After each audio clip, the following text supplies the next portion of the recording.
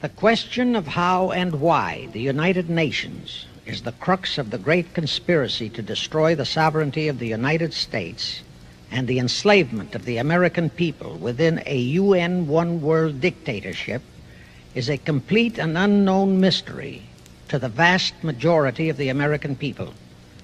The reason for this unawareness of the frightening danger to our country and to the entire free world is simple. The masterminds behind this great conspiracy have absolute control of all of our mass communications media, especially television, the radio, the press, and Hollywood. We all know that our State Department, the Pentagon, and the White House have brazenly proclaimed that they have the right and the power to manage the news, to tell us not the truth, but what they want us to believe. They have seized that power on orders from their masters of the great conspiracy. And the objective is to brainwash the people into accepting the phony peace bait to transform the United States into an enslaved unit of the United Nations one world government. First of all, bear in mind that the so-called UN police action in Korea, fought by the United States, in which 150,000 of our sons were murdered and maimed, was part of the plot, just as the undeclared by Congress war in Vietnam, in which our sons are dying, is part of the plot, just as the plot against Rhodesia and South Africa, in which our sons will be dying, is part of the UN plot. However, the vitally important thing for all Americans, all you mothers of the boys who died in Korea and are now dying in Vietnam, to know is that our so-called leaders in Washington, whom we elected to safeguard our nation and our Constitution, are the betrayers, and that behind them are a comparatively small group of men whose sole objective is to enslave the whole world of humanity in their satanic plot of one world government. Now, in order to give you a very clear picture of this satanic plot, I will go back to its beginning, clear back in the middle of the 18th century, and name the men who put that plot into action, and then bring you down to the present, today's status of that plot. Now, as a matter of further intelligence, a term used by the FBI, let me clarify the meaning of the expression, "He is a liberal." The enemy, meaning the one-world conspirators, have seized upon that word liberal as a cover-up for their activities. It sounds so innocent and so humanitarian to be liberal. We'll make sure that the person who calls himself a liberal or is described as a liberal is not in truth a red. Now then, this satanic plot was launched back in the 1760s when it first came into existence under the name of the Illuminati. This Illuminati was organized by one Adam Weishaupt, born a Jew, who was converted to Catholicism and became a Catholic priest, and then, at the behest of the then newly organized House of Rothschild, defected and organized the Illuminati. Naturally, the Rothschilds financed that operation. And every war since then, beginning with the French Revolution, has been promoted by the Illuminati, operating under various names and guises. I say under various names and guises because after the Illuminati was exposed and became too notorious, Weishaupt and his co-conspirators began to operate under various other names. In the United States, immediately after World War I, they set up what they called the Council on Foreign Relations, commonly referred to as the CFR. And this CFR is actually the Illuminati in the United States. And its hierarchy, the masterminds in control of the CFR, to a very great extent are the descendants of the original Illuminati conspirators. But to conceal that fact, Most of them changed their original family names to American-sounding names. For example, the true name of the Dillons, Clarence and Douglas Dillon, once Secretary of the U.S. Treasury Department, is Lepowski. I'll come back to all this later. There is a similar establishment of the Illuminati in England, operating under the name of the British Institute of International Affairs. There are similar secret Illuminati organizations in France, Germany, and other nations operating under different names. And all these organizations, including the CFR, continuously set up numerous subsidiary or front organizations that are infiltrated into every phase of the various nations' affairs. But at all times, the operations of these organizations were and are masterminded and controlled by the internationalist bankers, who in turn were and are controlled by the Rothschilds. The details of how they accomplished the setting up of the CFR in the United States, as also in the other nations, are far too voluminous to be described in this dissertation. But you can find it complete in News Bulletin number 122, entitled UN is Spawn of the Illuminati, and News Bulletin number 123, entitled CFR Completely Unmasked as Illuminati. Both are published by the Cinema Educational Guild, Post Office Box 46205, Hollywood, California. You can get them for 50 cents per copy by writing to that address. Those news bulletins reveal the names of the original founders of the Illuminati and the Americanized names of their descendants in the present CFR. Now I'll go back to the activities of the original Illuminati conspirators. As revealed in News Bulletin number 122, one branch of the Rothschild family had financed Napoleon. Another branch of the Rothschilds, both branches the real masterminds of the Illuminati, financed Britain, Germany, and the other nations in the Napoleonic Wars. Immediately after the Napoleonic Wars, the Illuminati assumed that all the nations were so destitute and so weary of wars that they'd be glad for any solution. So the Rothschild stooges set up what they called the Congress in Vienna, and at that meeting they tried to create the first League of Nations, their first attempted one world government, on the theory that all the crowned heads of the European governments were so deeply in debt to them that they would willingly or unwillingly serve as their stooges. But the Tsar of Russia caught the stench of the plot and completely torpedoed it. The enraged Nathan Rothschild, then the head of that dynasty, vowed that someday he or his descendants would destroy the Tsar and his entire family. And his descendants did accomplish that very threat in 1917.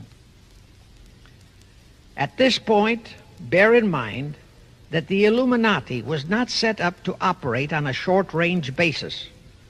Normally, a conspirator of any type enters into a conspiracy with the expectation of achieving his objective during his own lifetime. But that was not the case with the Illuminati. True, they hoped to accomplish their objective during their lifetime. But, paraphrasing The Show Must Go On, the Illuminati operates on the very long-range basis.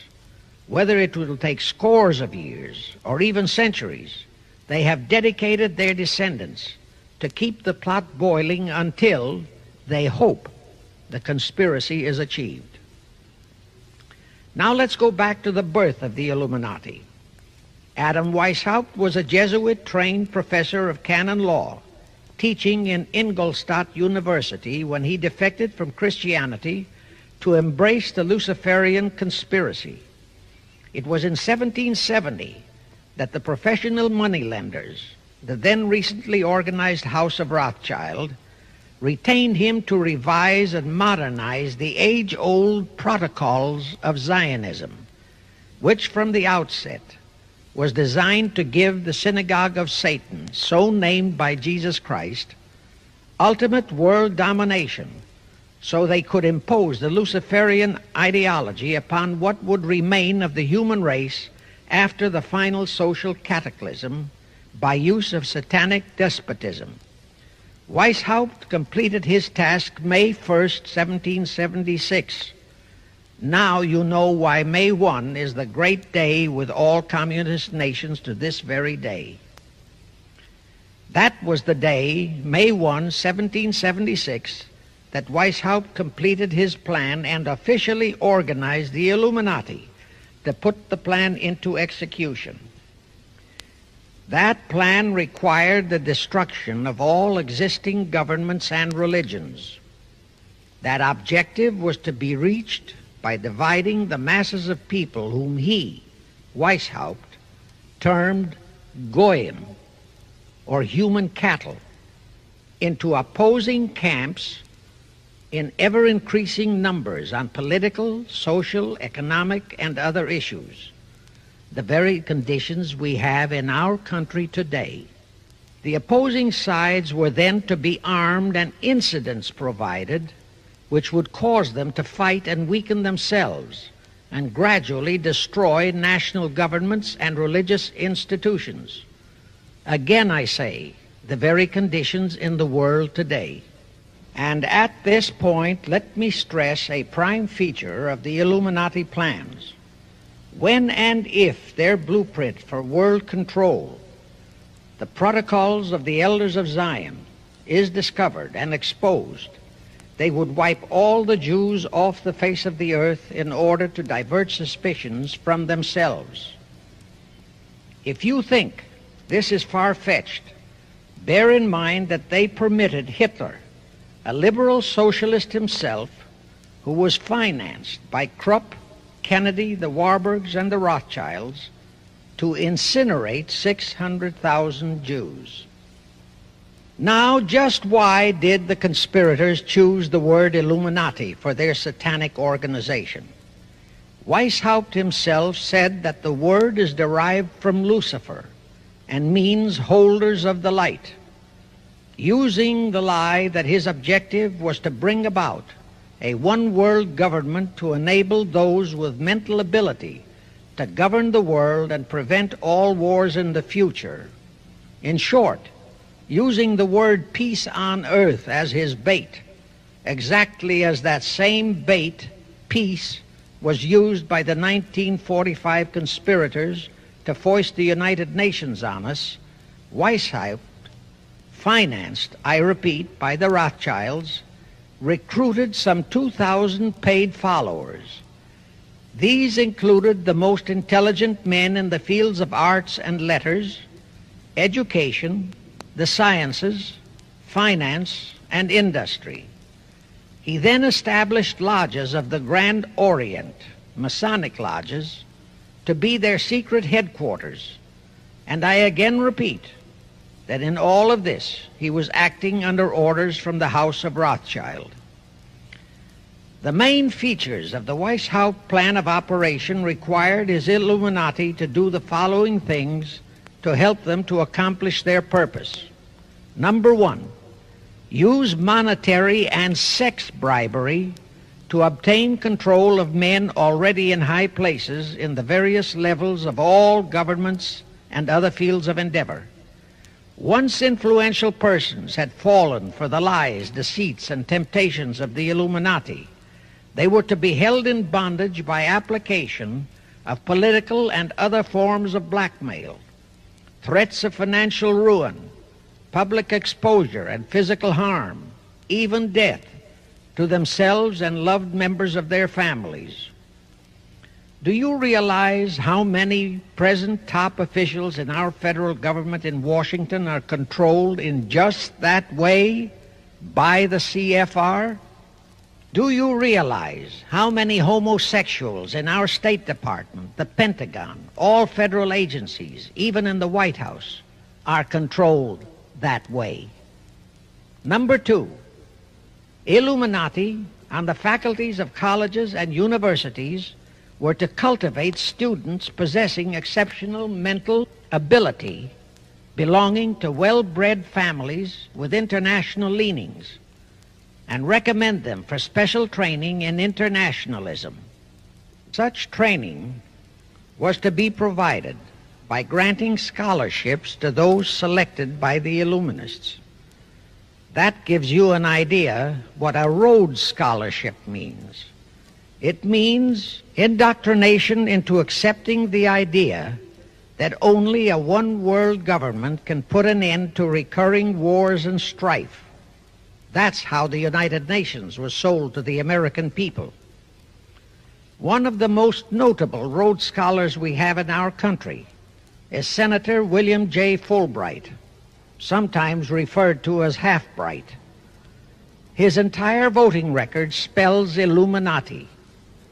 All such scholars were to be first persuaded and then convinced that men of special talent and brains have the right to rule those less gifted on the ground that the masses don't know what is best for them physically, mentally, and spiritually.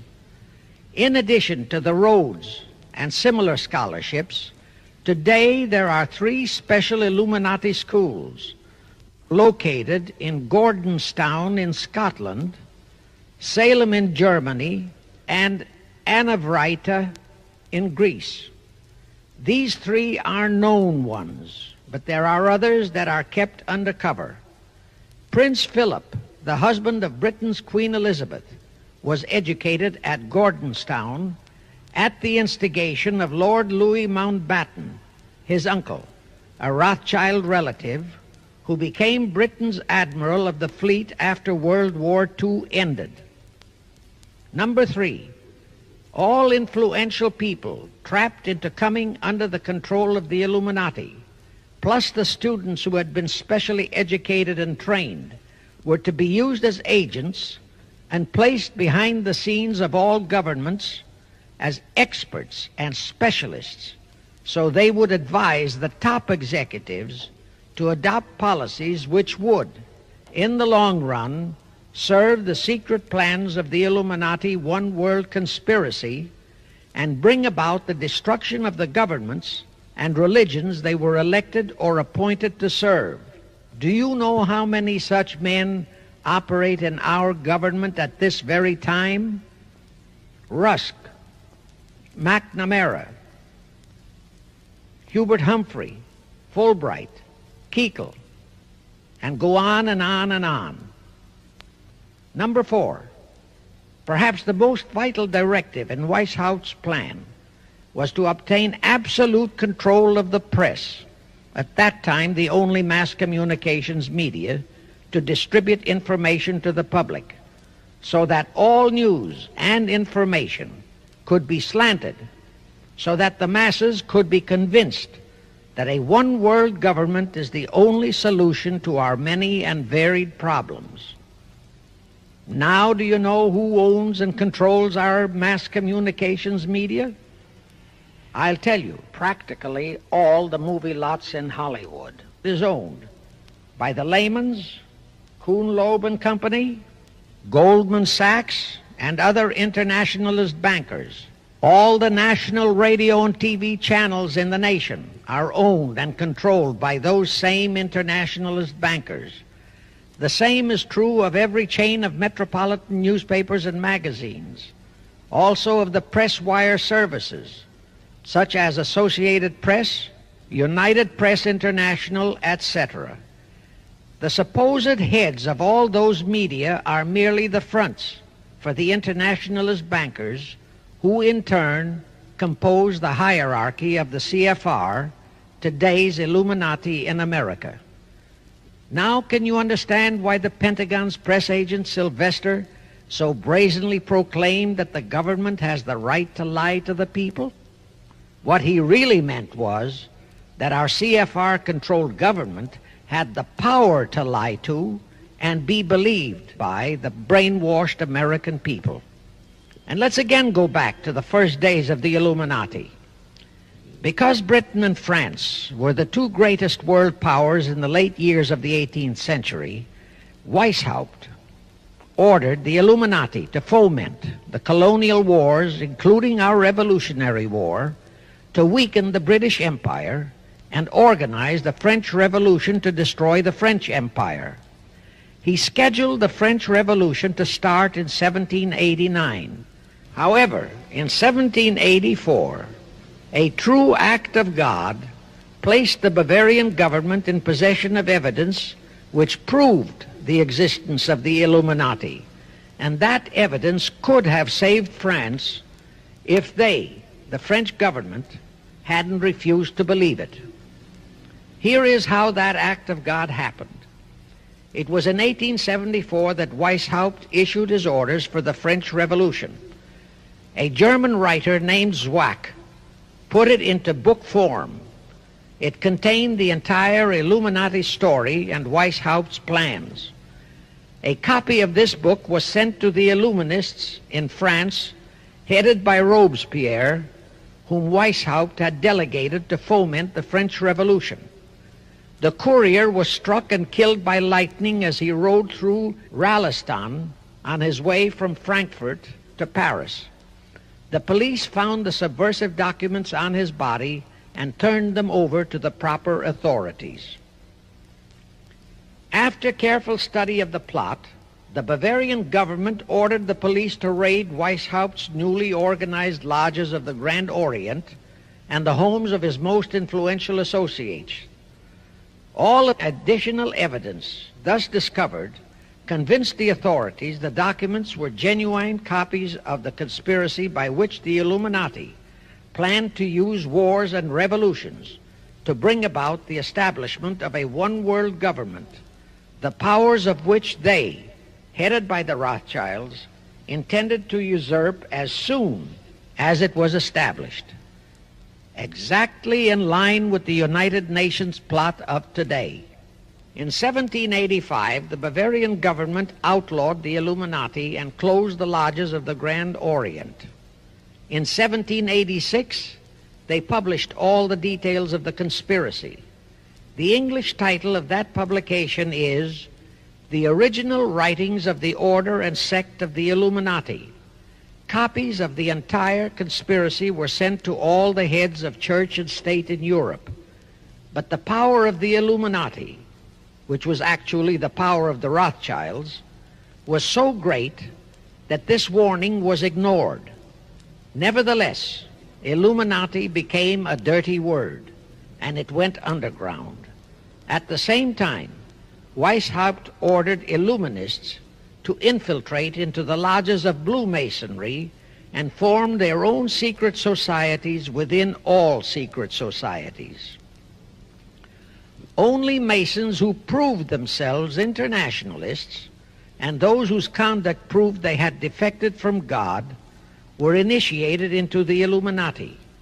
Thenceforth, the conspirators donned the cloak of philanthropy and humanitarianism to conceal their revolutionary and subversive activities.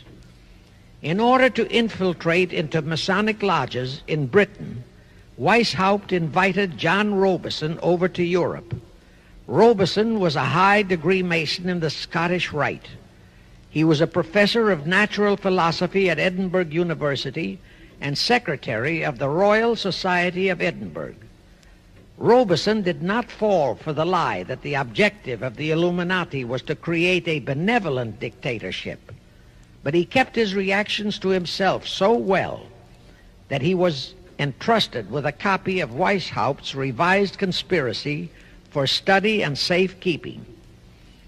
Anyway, because the heads of state and church in France were deluded into ignoring the warnings given them, the revolution broke out in 1789 as scheduled by Weishaupt. In order to alert other governments to their danger, in 1798 Robison published a book entitled Proof of a Conspiracy to Destroy All Governments and Religions. But his warnings were ignored, exactly as our American people have been ignoring all warnings about the United Nations and the Council on Foreign Relations, the CFR. Now here is something that will stun and very likely outrage many who hear this, but there is documentary proof that our own Thomas Jefferson and Alexander Hamilton became students of Weishaupt's. Jefferson was one of Weishaupt's strongest defenders when he was outlawed by his government. And it was Jefferson who infiltrated the Illuminati into the then newly organized lodges of the Scottish Rite in New England. Here is the proof. In 1789, John Robeson warned all Masonic leaders in America that the Illuminati had infiltrated into their lodges. And on July 19, 1789, David Papin, president of Harvard University, issued the same warning to the graduating class and lectured them on the influence Illuminism was acquiring on American politics and religion. And to top it off, John Quincy Adams, who had organized the New England Masonic lodges, issued his warnings. He wrote 3 letters to Colonel William L. Stone, a top Mason, in which he exposed how Jefferson was using Masonic lodges for subversive, illuministic purposes. Those 3 letters are at this very time in Rittenberg Square Library in Philadelphia. In short, Jefferson, founder of the Democratic Party, was a member of the Illuminati, which at least partly accounts for the condition of the party at this time. And through infiltrations of the Republican Party, we have exactly nothing of loyal Americanism today. That disastrous rebuff at the Congress at Vienna, created by the Tsar of Russia, did not by any means destroy the Illuminati conspiracy. It merely forced them to adopt a new strategy. Realizing that the one world idea was, for the moment, killed, the Rothschilds decided that to keep the plot alive, they'd have to do it by heightening their control of the money systems of the European nations.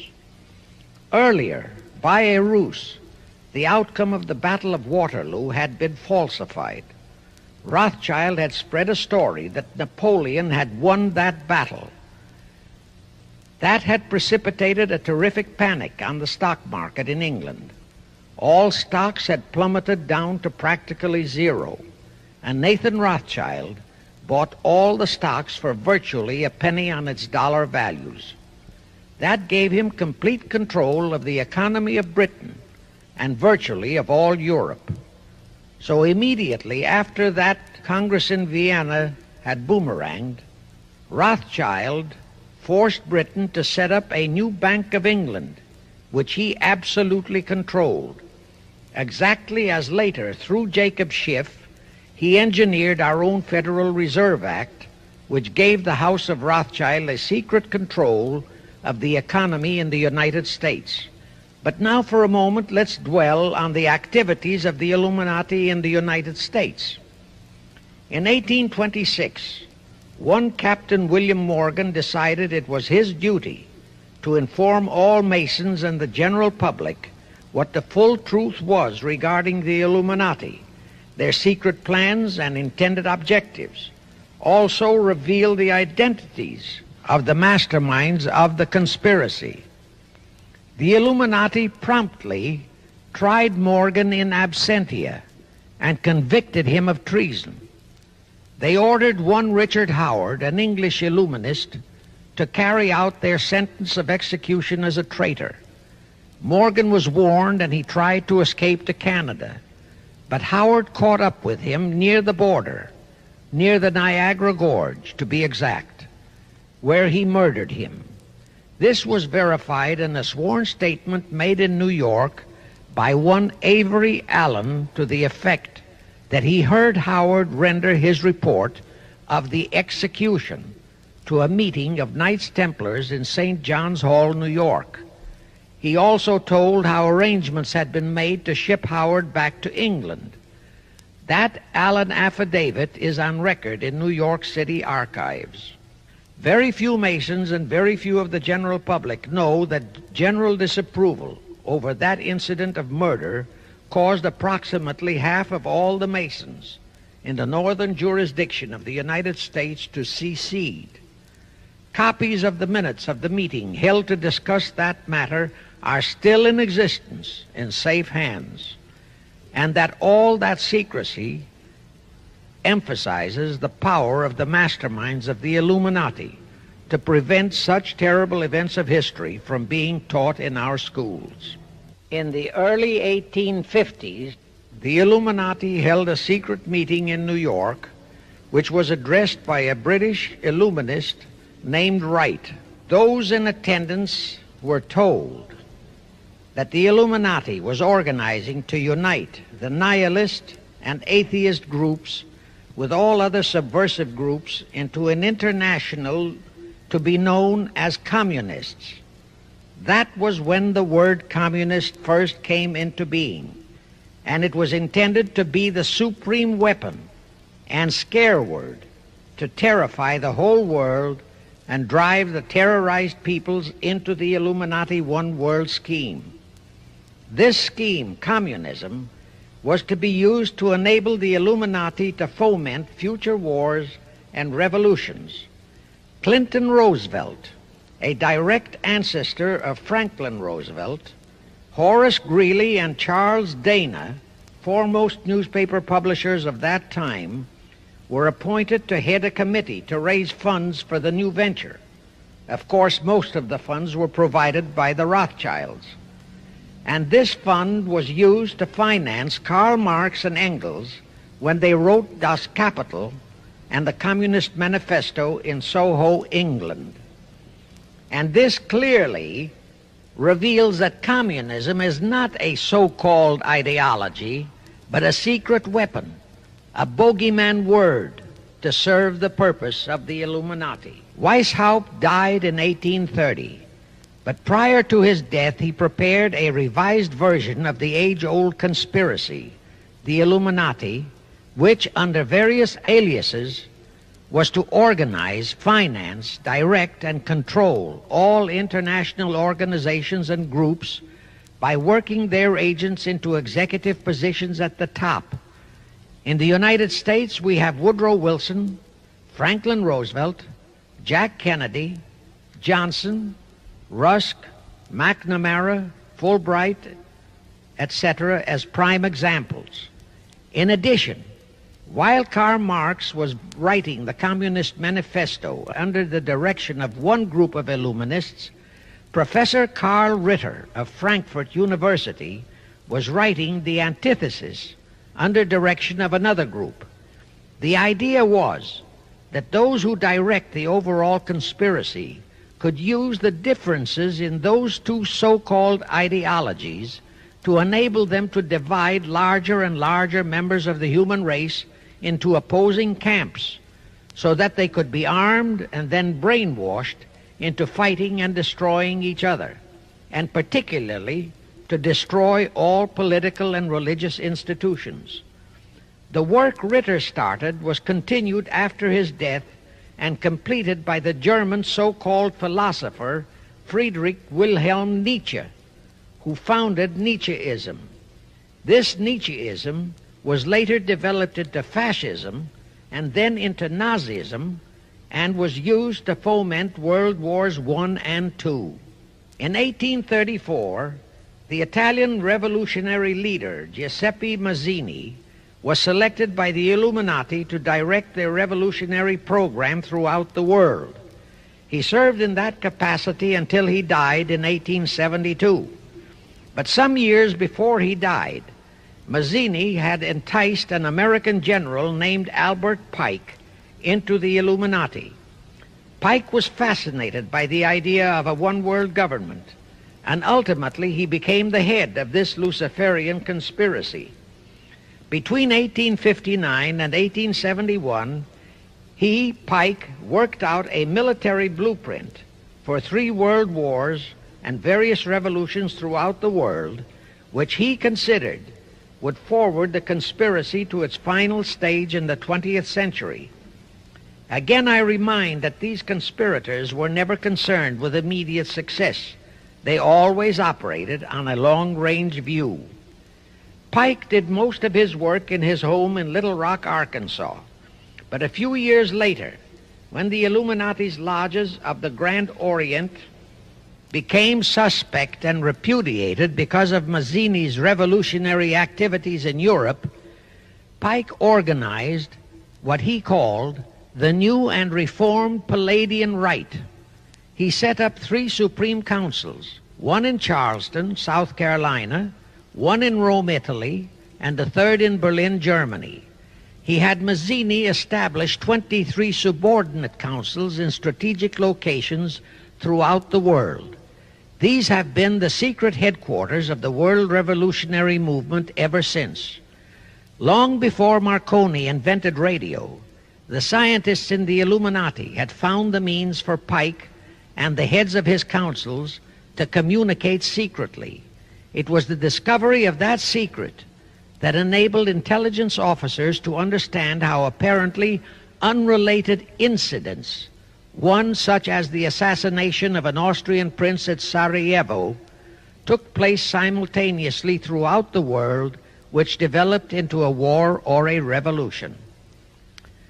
Pike's plan was as simple as it has proved effective. It called for communism, Nazism, political Zionism, and other international movements be organized and used to foment 3 global world wars and at least 2 major revolutions. The First World War was to be fought so as to enable the Illuminati to destroy Tsarism in Russia, as vowed by Rothschild after the Tsar had torpedoed his scheme at the Congress in Vienna, and to transform Russia into a stronghold of atheistic communism. The differences stirred up by agents of the Illuminati between the British and German empires were to be used to foment this war. After the war would be ended, communism was to be built up and used to destroy other governments and weaken religions. World War II, when and if necessary, was to be fomented by using the controversies between fascists and political Zionists. And here let it be noted that Hitler was financed by Krupp, the Warburgs, the Rothschilds, and other internationalist bankers, and that the slaughter of the supposed 600,000 Jews by Hitler didn't bother the Jewish internationalist bankers at all. That slaughter was necessary in order to create worldwide hatred of the German people and thus bring about the war against them. In short, this Second World War was to be fought to destroy Nazism and to increase the power of political Zionism so that the State of Israel could be established in Palestine. During this World War II, international communism was to be built up until it equaled in strength that of united Christendom. When it reached that point, it was to be contained and kept in check until required for the final social cataclysm. As we know now, Roosevelt, Churchill, and Stalin put that exact policy into effect, and Truman, Eisenhower, Kennedy, and Johnson continued that same exact policy. World War III is to be fomented by using the so-called controversies the agents of the Illuminati, operating under whatever new name, are now stirring up between the political Zionists and the leaders of the Muslim world. That war is to be directed in such a manner that all of Islam and political Zionism, Israel, will destroy each other, while at the same time the remaining nations, once more divided on this issue, will be forced to fight themselves into a state of complete exhaustion, physically, mentally, spiritually, and economically. Now, can any thinking person doubt that the intrigue now going on in the Near, Middle, and Far East is designed to accomplish that satanic objective? Pike himself foretold all this in a statement he made to Mazzini on August 15, 1871. Pike stated that after World War III is ended, those who will inspire to undisputed world domination will provoke the greatest social cataclysm the world has ever known. Quoting his own words, taken from the letter he wrote to Mazzini, and which letter is now catalogued in the British Museum in London, England, he said, "We shall unleash the nihilists and the atheists, and we shall provoke a great social cataclysm which in all its horror will show clearly to all nations the effect of absolute atheism, the origin of savagery and of most bloody turmoil.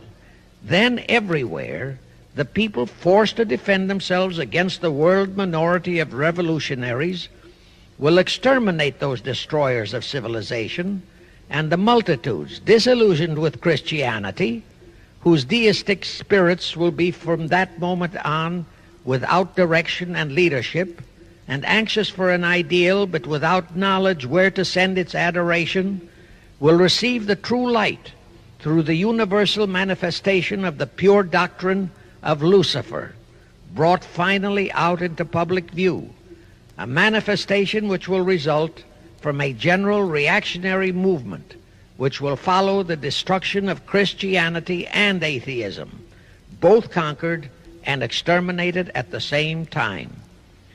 When Mazzini died in 1872, Pike made another Italian revolutionary leader named Adrian Lemmy his successor. Lemmy, in turn, was succeeded by Lenin and Trotsky, then by Stalin. The revolutionary activities of all those men were financed by British, French, German, and American international bankers, all of them dominated by the House of Rothschild. We are supposed to believe that the international bankers of today, like the money changers of Christ's day, are only the tools or agents of the great conspiracy, but actually they are the masterminds behind all of it. While the general public has been brainwashed by all the mass communications media into believing that communism is a movement of the so-called workers, the actual fact is that both British and American intelligence officers have authentic documentary evidence that international liberals operating through their international banking houses, particularly the House of Rothschild, have financed both sides in every war and revolution since 1776. Those who today comprise the conspiracy, the CFR in the United States, direct our governments, whom they hold in usury through such methods as the Federal Reserve System in America, to fight wars such as Vietnam, created by the United Nations, so as to further Pike's Illuminati plans to bring the world to that stage of the conspiracy when atheistic communism and the whole of Christianity can be forced into an all-out Third World War within each remaining nation, as well as on an international scale. The headquarters of the great conspiracy in the late 1700s was in Frankfurt, Germany, where the House of Rothschild had been established by Mayer Anschelm, who adopted the Rothschild name and linked together other international financiers who had literally sold their souls to the devil. After the Bavarian government's exposure in 1786, the conspirators moved their headquarters to Switzerland, then to London. Since World War II, after Jacob Schiff, the Rothschilds' boy in America, died, the headquarters of the American branch has been in the Harold Pratt Building, New York, and the Rockefellers, originally protégés of Schiff, have taken over the manipulation of finances in America for the Illuminati. In the final phases of the conspiracy, the one world government will consist of the king dictator, head of the United Nations, the CFR, and a few billionaires, economists, and scientists who have proved their devotion to the great conspiracy. All others are to be integrated into a vast conglomeration of mongrelized humanity, actually slaves. Now let me show you how our federal government and the American people have been sucked into the one world takeover plot of the Illuminati great conspiracy. And always bear in mind that the United Nations was created to become the housing for that one world so-called liberal conspiracy. The real foundations of the plot for the takeover of the United States were laid during the period of our Civil War. Not that Weishaupt and the earlier masterminds had ever overlooked the New World. As I have previously indicated, Weishaupt had his agents planted over here as far back as the Revolutionary War. But George Washington was more than a match for them. It was during the Civil War that the conspirators launched their first concrete efforts. We know that Judah Benjamin, chief advisor of Jefferson Davis, was a Rothschild agent. We also know that there were Rothschild agents planted in Abraham Lincoln's cabinet who tried to sell him into a financial dealing with the House of Rothschild. But old Abe saw through the scheme and bluntly rejected it, thereby incurring the undying enmity of the Rothschilds, exactly as the Russian Tsar did when he torpedoed their first League of Nations at the Congress in Vienna. Investigation of the assassination of Lincoln revealed that the assassin, Booth, was a member of a secret conspiratorial group. Because there were a number of highly important government officials involved, the name of the group was never revealed, and it became a mystery, exactly as the assassination of Jack Kennedy still is a mystery. But I am sure it will not for long remain a mystery. Anyway, the ending of the Civil War destroyed, temporarily, all chances of the House of Rothschild to get a clutch on our money system, such as they had acquired in Britain and other nations in Europe. I say temporarily because the Rothschilds and the masterminds of the conspiracy never quit. So they had to start from scratch, but they lost no time in getting started. Shortly after the Civil War, a young immigrant who called himself Jacob H. Schiff arrived in New York.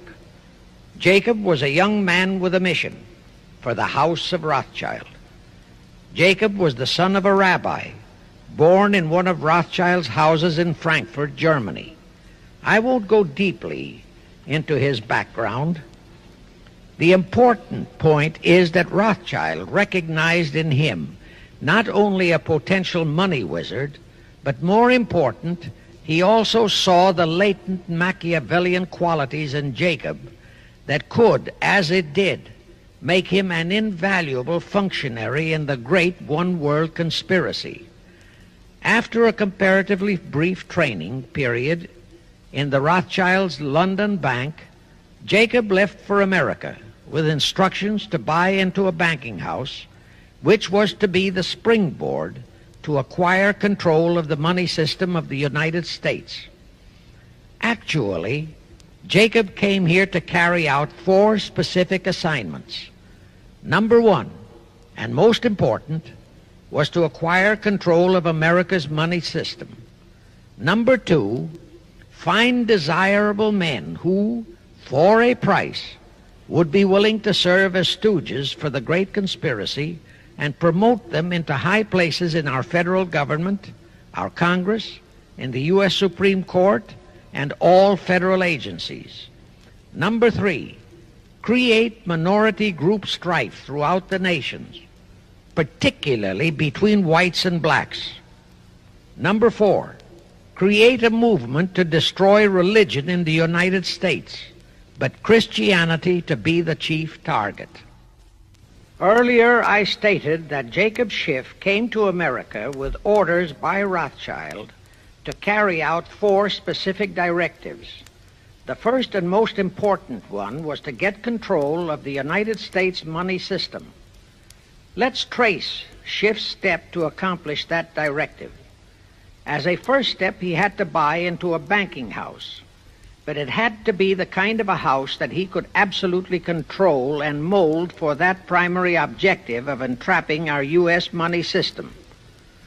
After carefully scouting around, Jacob bought a partnership in a firm that called itself Kuhn and Loeb. Like Schiff, Kuhn and Loeb were immigrants from German Jewish ghettos. They came to the United States in the mid-1840s. Both started their business careers as itinerant pack peddlers. In the early 1850s, they pooled their interests and set up a merchandising store in Lafayette, Indiana, under the firm name of Kuhn and Loeb, servicing the covered wagon settlers on their way west. In the years that followed, they set up similar stores in Cincinnati and St. Louis. Then they added pawnbroking to their merchandising pursuits. From that to money lending was a short and quick step. By the time Schiff arrived on the scene, Kuhn and Loeb was a well-known private banking firm, and this is the firm Jacob bought into. Shortly after he became a partner in Kuhn and Loeb, Schiff married Loeb's daughter, Teresa. Then he bought out Kuhn's interests and moved the firm to New York, and Kuhn and Loeb became Kuhn, Loeb and Company, international bankers, with Jacob Schiff, agent of the Rothschilds, ostensibly the sole owner. And throughout his career, this blend of Judas and Machiavelli, the first hierarch of the Illuminati, great conspiracy in America, posed as a generous philanthropist and a man of great holiness, the cover-up policy set forth by the Illuminati. As I have stated, the first great step of the conspiracy was to be the entrapment of our money system. To achieve that objective, Schiff had to get full cooperation of the then big banker elements in America, and that was easier said than done. Even in those years, Wall Street was the heart of the American money mart, and J.P. Morgan was its dictator. Next in line were the Drexels and the Biddles in Philadelphia. All the other financiers, big and little, danced to the music of those three houses, but particularly to that of Morgan. All of those three were proud, haughty, arrogant potentates. For the first few years they viewed the little bewhiskered man from the German ghettos with utter contempt. But Jacob knew how to overcome that. He threw a few Rothschild bones to them, said bones being distribution in America of desirable European stock and bond issues. Then he discovered he had a still more potent weapon in his hands in the following. It was in the decades following our Civil War that our industries began to burgeon. We had great railroads to build. The oil, mining, steel, textile industries were bursting out of their swaddling clothes. All that called for vast financing. Much of that financing had to come from abroad. That meant the House of Rothschild, and that was when Schiff came into his own. He played a very crafty game. He became the patron saint of John D. Rockefeller, Edward R. Harriman, and Andrew Carnegie. He financed the Standard Oil Company for Rocky, the railroad empire for Harriman, and the steel empire for Carnegie. But instead of hogging all the other industries for Kuhn, Loeb and Company, he opened the doors of the House of Rothschild to Morgan, Biddle, and Drexel. In turn, Rothschild arranged the setting up of London, Paris, European, and other branches for those three, but always in partnerships with Rothschild subordinates. And Rothschild made it very clear to all those men that Schiff was to be the boss in New York. Thus, at the turn of the century, Schiff had a tight control of the entire banking fraternity on Wall Street, which by then, with Schiff's help, included Lehman Brothers, Goldman Sachs, and other internationalist banks, headed by men chosen by the Rothschilds. In short, that meant control of the nation's money powers, and he was then ready for the giant step, the entrapment of our national money system. Now, under our Constitution, all control of our money system is vested solely in our Congress. Schiff's next important step was to seduce our Congress to betray that constitutional edict by surrendering that control to the hierarchy of the Illuminati's great conspiracy. In order to legalize that surrender and thus make the people powerless to resist it, it would be necessary to have Congress enact special legislation. To accomplish that, Schiff would have to infiltrate stooges into both houses of Congress, stooges powerful enough to railroad Congress into passing such legislation. Equally, or even more important, he would have to plant a stooge in the White House, a president without integrity and without scruples, who would sign that legislation into law. To accomplish that, he had to get control of either the Republican or the Democratic Party. The Democratic Party was the more vulnerable. It was the hungrier of the two parties. Except for Grover Cleveland, the Democrats had been unable to land one of their men in the White House since before the Civil War. There were two reasons for that. Number one, poverty of the party. Number two, there were considerably more Republican-minded voters than Democrats. The poverty matter was not a great problem, but the voter problem was a different story. But as I previously said, Schiff was a smart cookie. Here is the atrocious and murderous method he employed to solve that voter problem. His solution emphasizes how very little the Jewish internationalist bankers care about their own racial brethren, as you shall see. Suddenly, around 1890, there broke out a nationwide series of pogroms in Russia. Many, many thousands of innocent Jews, men, women, and children, were slaughtered by the Cossacks and other peasants. Similar pogroms with similar slaughter of innocent Jews broke out in Poland, Romania, and Bulgaria. All those pogroms were fomented by Rothschild agents. As a result, Jewish terrified refugees from all those nations swarmed into the United States, and that continued throughout the next 2 or 3 decades because the pogroms were continuous through all those years. All those refugees were aided by self-styled humanitarian committees set up by Schiff, the Rothschilds, and all the Rothschild affiliates. In the main, the refugees streamed into New York, but the Schiff-Rothschild humanitarian committees found ways to shuffle many of them into other large cities, such as Chicago, Boston, Philadelphia, Detroit, Los Angeles, etc. All of them were quickly transformed into naturalized citizens and educated to register as Democrats. Thus, all of that so-called minority group became solid Democratic voter blocs in their communities, all controlled and maneuvered by their so-called benefactors. And shortly after the turn of the century, they became vital factors in the political life of our nation. That was one of the methods Schiff employed to plant men like Nelson Aldrich in our Senate and Woodrow Wilson in the White House. At this point, let me remind you of another of the important jobs that was assigned to Schiff when he was dispatched to America. I refer to the job of destroying the unity of the American people by creating minority group and racial strife. By the pogrom-driven Jewish refugees into America, Schiff was creating one ready-made minority group for that purpose. But the Jewish people as a whole, made fearful by the pogroms, could not be depended upon to create the violence necessary to destroy the unity of the American people.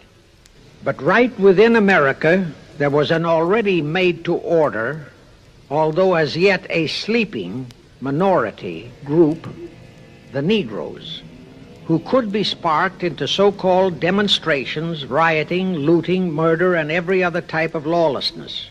All that was necessary was to incite and arouse them.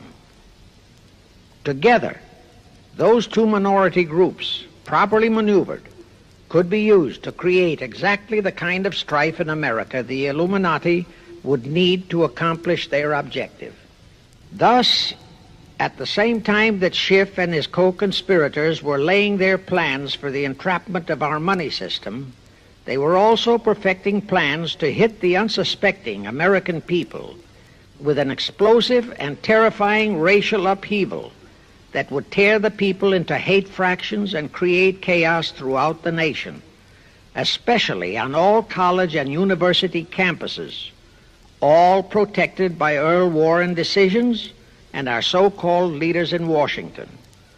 Of course, perfecting those plans required time and infinitely patient organizing. Now, to remove all doubts, I'll take a few moments to give you documentary proof of this racial strife plot. First of all, they had to create leaderships and organizations to draw in millions of dupes, both Jewish and Negroes, who would do the demonstrating and commit the rioting, looting, and lawlessness.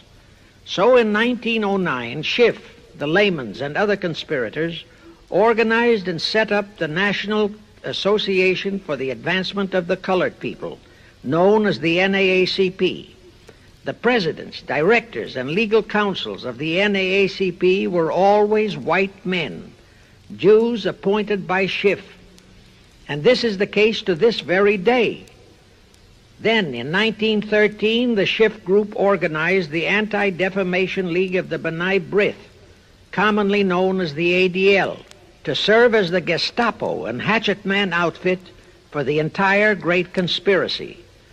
Today, this sinister ADL maintains over 2,000 agencies in all parts of the country, and they advise and completely control every action of the NAACP, core of the Urban League, of all the other so-called Negro civil rights organizations throughout the nation, including such leaders as Martin Lucifer King, Stokely Carmichael, Bayard Rustin, and others of that ilk.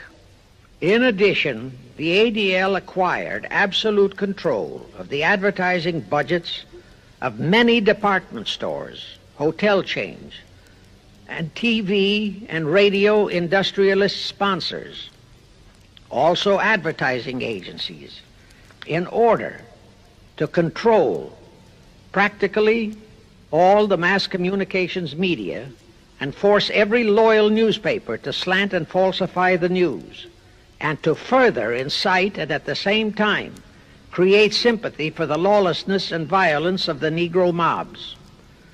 Here is documentary proof of the beginning of their deliberate plot to foment the Negroes into all their lawlessness. Around 1910, one Israel Zangwill wrote a play entitled The Melting Pot. It was sheer propaganda to incite the Negroes and Jews, because the play purportedly visualized how the American people were discriminating against and persecuting Jews and Negroes. At that time, nobody seemed to realize that it was a propaganda play. It was that cleverly written. The propaganda was well wrapped up in the truly great entertainment in the play, and it was a big Broadway hit. Now, in those years, the legendary Diamond Jim Brady used to throw a banquet at the famous Delmonico restaurant in New York after the opening performance of a popular play. He threw such a party for the cast of The Melting Pot, its author, producer, and chosen Broadway celebrities. By then, I'd already made a personal mark on the Broadway theater and was invited to that party. There I met George Bernard Shaw and a Jewish writer named Israel Cohen. Zangwill, Shaw, and Cohen were the triumvirate who created the Fabian Society in England and had worked closely with a Frankfurt Jew named Mordecai, who had changed his name to Karl Marx. But remember, at that time, both Marxism and communism were just emerging, and nobody paid much attention to either, and nobody suspected the propaganda in the writings of those three really brilliant writers. At that banquet, Israel Cohen told me he was then engaged in writing a book which was to be a follow-up on Zangwill's The Melting Pot. The title of his book was to be A Racial Program for the 20th Century. At that time, I was completely absorbed by my work as a playwright, and significant as that title was, its real objective never dawned on me, nor was I interested in reading the book. But it suddenly hit me with the force of a hydrogen bomb when I received a newspaper clipping of an item published by the Washington, D.C. Evening Star in May 1957. That item was a verbatim reprint of the following excerpt in Israel Cohen's book, A Racial Program for the 20th Century, and it reads, as I quote, "We must realize that our party's most powerful weapon is racial tension. By propounding into the consciousness of the dark races that for centuries they have been oppressed by the whites, we can mold them to the program of the Communist Party. In America, we will aim for subtle victory. While inflaming the Negro minority against the whites, we will instill in the whites a guilt complex for their exploitation of the Negroes. We will aid the Negroes to rise to prominence in every walk of life, in the professions and in the world of sports and entertainment. With this prestige, the Negro will be able to intermarry with the whites and begin a process which will deliver America to our cause." That same excerpt was entered into the Congressional Record of June 7, 1957 by Representative Thomas G. Abernathy. Thus the authenticity of that passage in Cohen's book was fully established. But the one question that remained in my mind was whether it represented the official policy or plot of the Communist Party or just a personal expression of Cohen himself.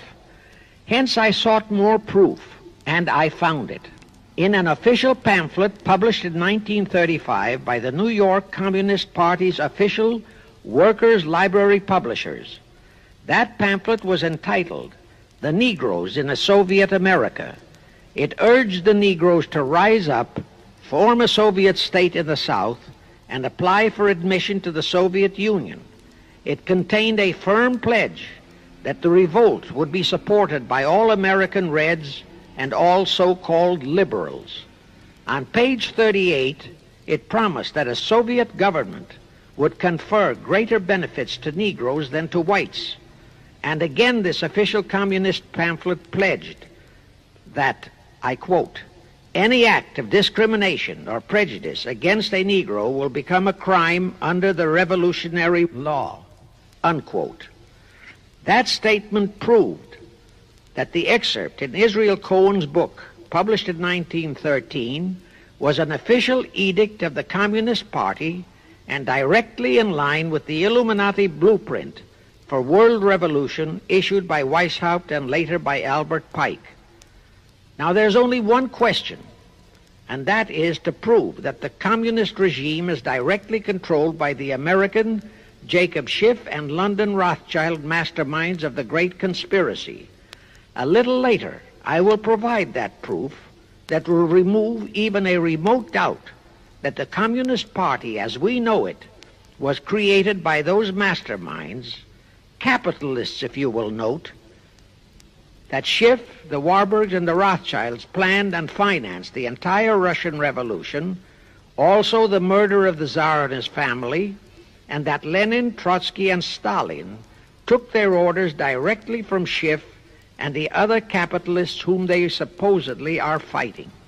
Now can you see why the vile Earl Warren and his equally vile co-Supreme Court justices issued that infamous and treasonous desegregation decision in 1954?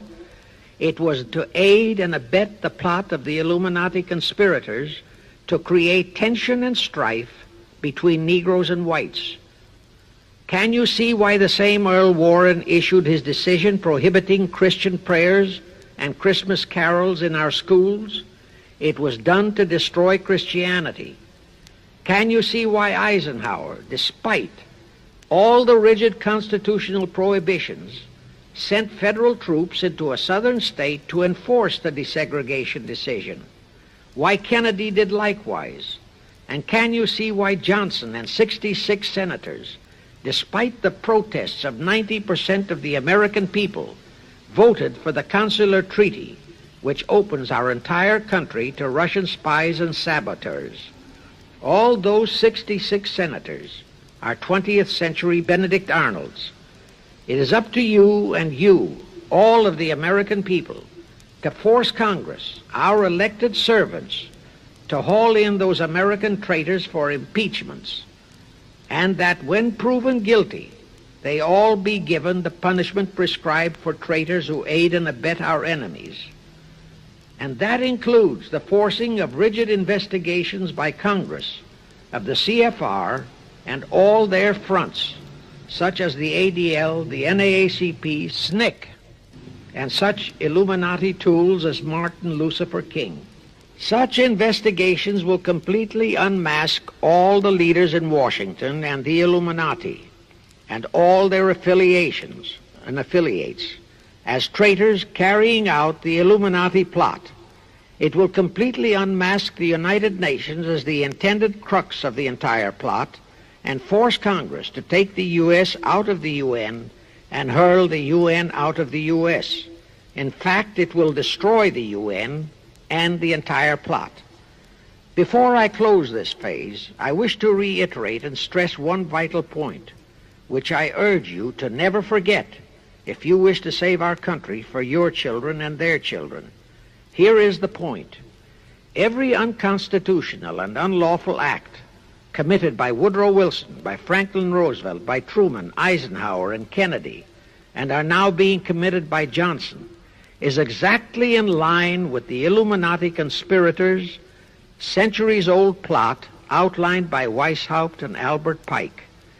Every vicious decision issued by the traitorous Earl Warren and his equally traitorous Supreme Court justices was directly in line with what the Illuminati blueprint required. That all the treason committed by our State Department under Rusk and earlier by John Foster Dulles and Marshall, also all the treason committed by McNamara and his predecessors, is directly in line with that same Illuminati blueprint for the takeover of the world. Also the amazing treason by various members of our Congress, especially by the 66 senators who signed for the Consular Treaty, has been committed on orders from the Illuminati.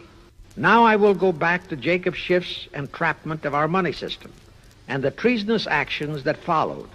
It will also reveal the Schiff-Rothschild control of not only Karl Marx, but of Lenin, Trotsky, and Stalin, who created the revolution in Russia and set up the Communist Party.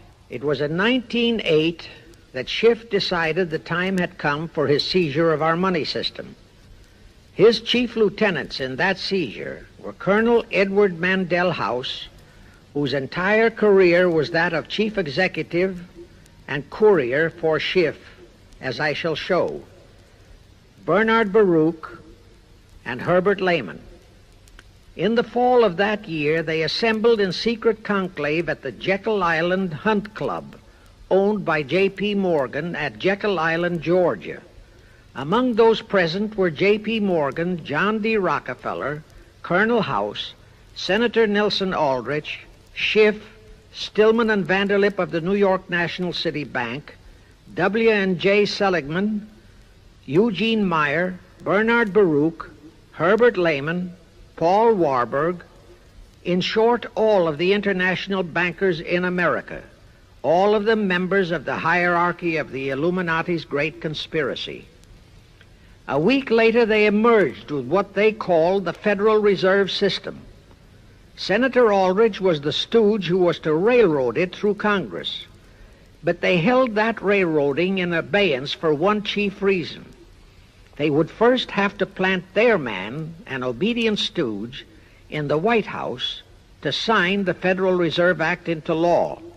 They knew that even if the Senate would pass that act unanimously, the then newly elected President Taft would promptly veto it. So they waited. In 1912, their man, Woodrow Wilson, was elected to the presidency. Immediately after Wilson was inaugurated, Senator Aldrich railroaded the Federal Reserve Act through both houses of Congress, and Wilson promptly signed it, and the Federal Reserve Act became law.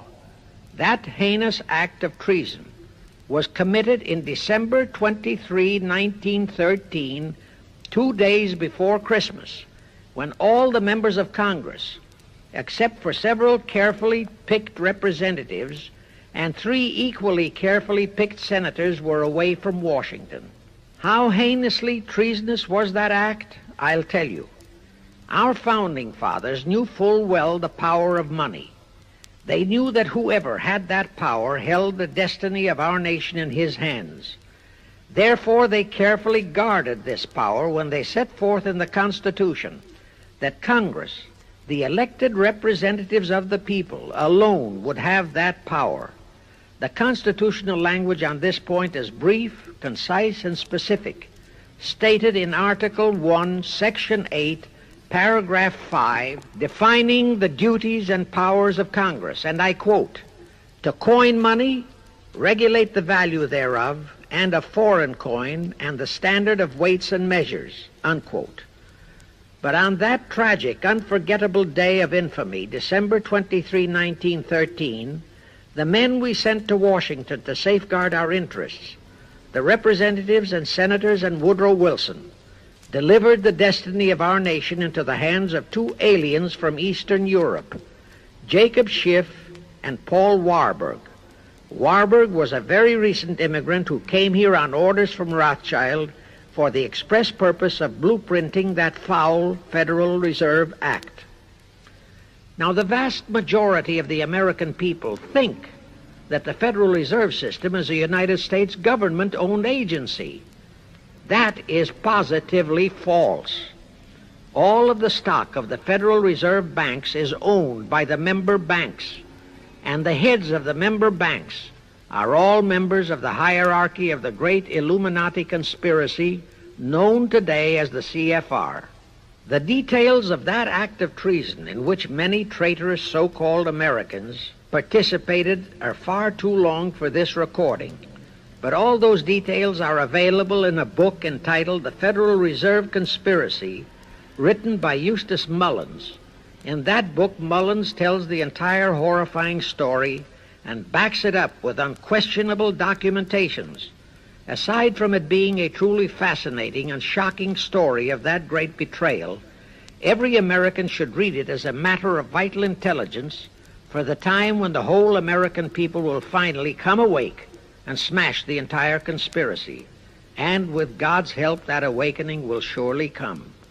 You can get a copy of that book from the publishers, the Christian Educational Association, 530 Chestnut Street, Union, New Jersey.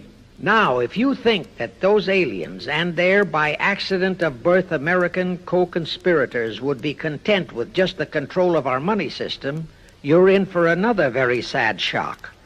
The Federal Reserve System gave the conspirators complete control of our money system, but it in no way touched the earnings of the people, because the Constitution positively forbids what is now known as the 20% withholding tax.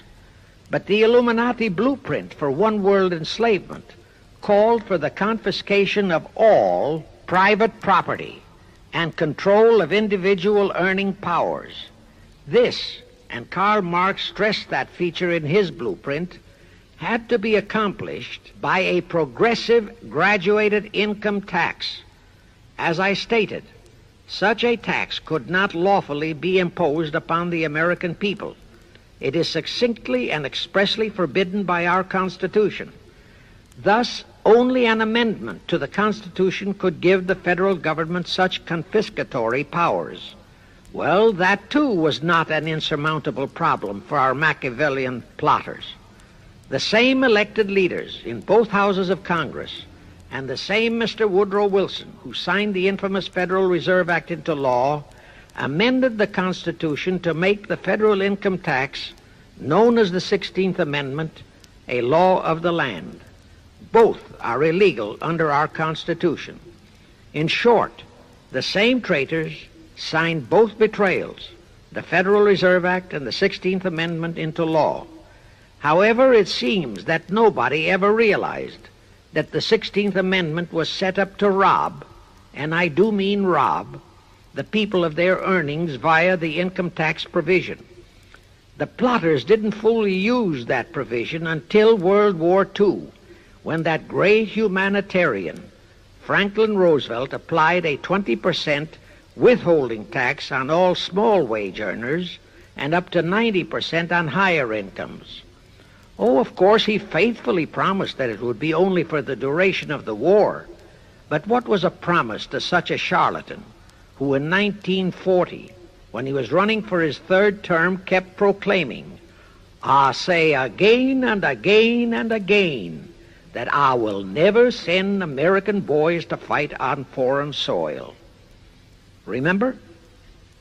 He was proclaiming that even as he was already preparing to plunge us into World War II by enticing the Japanese into that sneak attack on Pearl Harbor to furnish him with his excuse.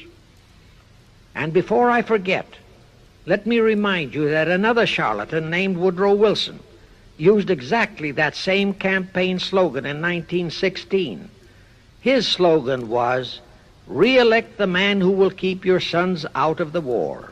Exactly the same formula, exactly the same promises. But wait, as Al Jolson used to say, you ain't heard nothing yet. That 16th Amendment income tax trap was intended to confiscate, rob, the earnings only of the common herd, you and me.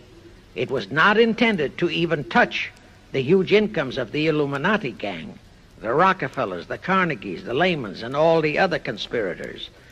So together with that 16th Amendment, they created what they called the tax-free foundations. That would enable the conspirators to transform their huge wealth into such so-called foundations and avoid payment of virtually all income taxes. The excuse for it was that the earnings of those tax-free foundations would be devoted to humanitarian philanthropy. So we now have the several Rockefeller foundations, the Carnegie Endowment Fund, the Ford Foundation, the Mellon Foundation, and hundreds of similar tax-free foundations. And what kind of philanthropy do these foundations support? Well, they finance all the civil rights groups that are creating all the chaos and rioting all over the country. They finance the Martin Lucifer Kings. The Ford Foundation finances the Center for the Study of Democratic Institutions in Santa Barbara, commonly referred to as Moscow West, and which is headed by Wonderboy Hutchins, Walter Reuther, Irwin Canham, and others of that ilk. In short, the tax-free foundation financed those who are doing the job for the Illuminati great conspiracy. And what are the hundreds of billions of dollars they confiscate every year from the earnings of the common herd, you and me, used for? Well, for one thing, there's the foreign aid gimmick, which gave billions to communist Tito, plus gifts of hundreds of jet planes, many of which were turned over to Castro, plus the costs of training communist pilots so that they can the better shoot down our planes, billions to Red Poland, billions to India, billions to Sukarno, billions to other enemies of the United States. That's what that treasonously railroaded 16th Amendment has done to our nation, to the American people, to you and to me, to your children and their children. Our CFR Illuminati-controlled federal government can grant tax-free status to all foundations and pro-red one-world outfits, such as the Fund for the Republic. But if you, or a patriotic pro-organization, is too outspokenly pro-American, they can terrify and intimidate you by finding a misplaced comma in your income tax report and by threatening you with penalties, fines, and even prison. Future historians will wonder how the American people could have been so naive and stupid as to have permitted such audaciously brazen acts of treason as the Federal Reserve Act and the 16th Amendment. Well, they were not naive and they were not stupid. The answer is they trusted the men they elected to safeguard our country and our people, and they just didn't have even an inkling about either betrayal until after each one had been accomplished. It was the Illuminati-controlled mass communications media that kept and is keeping our people naive and stupid and unaware of the treason being committed. Now the great question is, when will the people wake up and do to our traitors of today what George Washington and our founding fathers would have done to Benedict Arnold? Actually, Benedict Arnold was a petty traitor compared to our present traitors in Washington. Now let's go back to the events that followed the rape of our Constitution by the passage of the Federal Reserve Act of the 16th Amendment. With Wilson completely under their control, the masterminds of the great conspiracy put in motion their next and what they hoped would be their final steps to achieve their one-world government. The first of those steps was to be World War I. Why war? Simple. The only excuse for a one-world government is that it will supposedly ensure peace. The only thing that can make people cry for peace is war. War brings chaos, destruction, exhaustion, to winner as well as to loser. It brings economic ruin to both. Most important, it destroys the flower of the young manhood of both. To the saddened and heartbroken oldsters, the mothers and fathers, who are left with nothing but memories of their beloved sons, peace becomes worth any price. And that is the emotion upon which the conspirators depend for the success of their satanic plot. Throughout the 19th century, from 1814 to 1914, the world as a whole was at peace. Such wars as the Franco-Prussian, our own Civil War, the Russo-Japanese War, were what might be termed local disturbances that did not affect the rest of the world. All the great nations were prosperous, the peoples staunchly nationalistic and fiercely proud of their sovereignties. It was utterly unthinkable that the French and the German peoples would be willing to live under a one-world government, or the Turks and the Russians, or the Chinese and the Japanese. Even more unthinkable that a Kaiser Wilhelm or a Franz Joseph or a Tsar Nicholas or any monarch would willingly and meekly surrender his throne to a one-world government. But bear in mind that the peoples in all nations are the real power, and only one thing, war, could make the peoples yearn and clamor for a peace-ensuring one-world government. But it would have to be a frightful and horribly devastating war. It could not be just a local disturbing war between just two nations. It would have to be a world war. No major nation must be left untouched by the horrors and devastation of such a war. The cry for peace must be made universal. Actually, that was the format set by the Illuminati and Nathan Rothschild at the turn of the 19th century. They first maneuvered all of Europe into the Napoleonic Wars. Then the Congress in Vienna, which they, and particularly Rothschild, planned to transform into a League of Nations, which was to have been the housing for their one-world government, exactly as the present United Nations was set up to be the housing for the forthcoming, God forbid, one-world government.